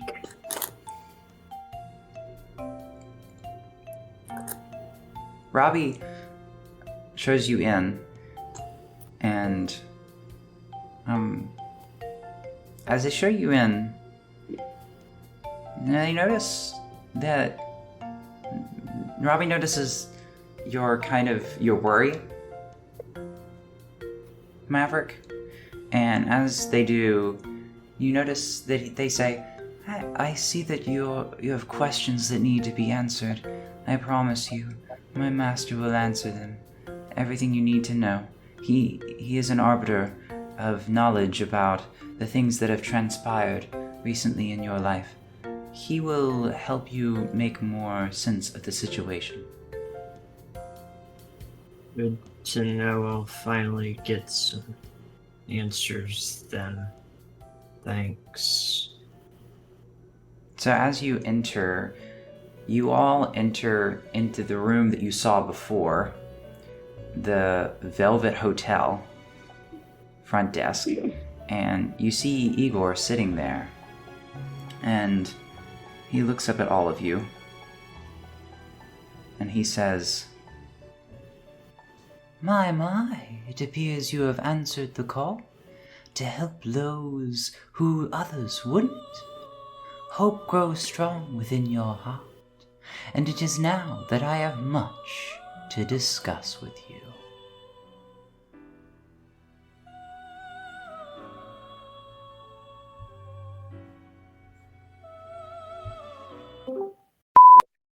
There we go. Scary. I don't I like know. Craig very much. Hello, Craig Craig. is our little friend. What's up? What's And up, Craig FBI? is recording it. Craig just be like Um, initiating instant kill mode. We just all die from Craig. Basically, Craig is the BBEG. I hope you know. He's I will preparing help for your you return. by playing Craig is some our FBI agent. dope music prepared by your DM, and then maybe also assassinating each and every one of you. I'll go from, hey guys, I'm Jane too. Oh my god! Oh my god, Becky! Oh Okay, my god, okay. guys, I'm a Leo. What are you guys' signs? Oh my gosh. All right. So, You do makeup? Oh my you do? gosh. My Can God. they play the Rap latte? music?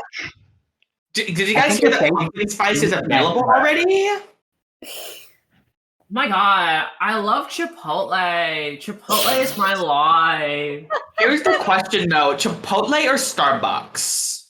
Oh my god, you gotta I get had to choose Starbucks. one. I love Everyone- Chipotle. I get Chipotle every now and then, but Starbucks is my lifeblood. Chipotle is my life. I can't function without my Starbucks. I need my Oh my double gosh, bean I vanilla can't handle my frappe life without a frozen, pumpkin and then with spice 2 half latte. pumps of Don't talk to espresso. me before I've had my coffee. Damn it, Tommy. You had to do that. You should make it a Persona GIF. You should find a good Persona GIF. Like a Ryuji. You could do for fake. For fake? For fake? Dude, make Oh your my fucking God, background yeah. for fake. Well, dude, we have to have some of us have, we all have to like save for fake. Like for real is Persona 5's thing, for fake is ours. Right. Exactly. It's the new generation of Persona for fake. For perhaps? Perhaps. Mayhaps.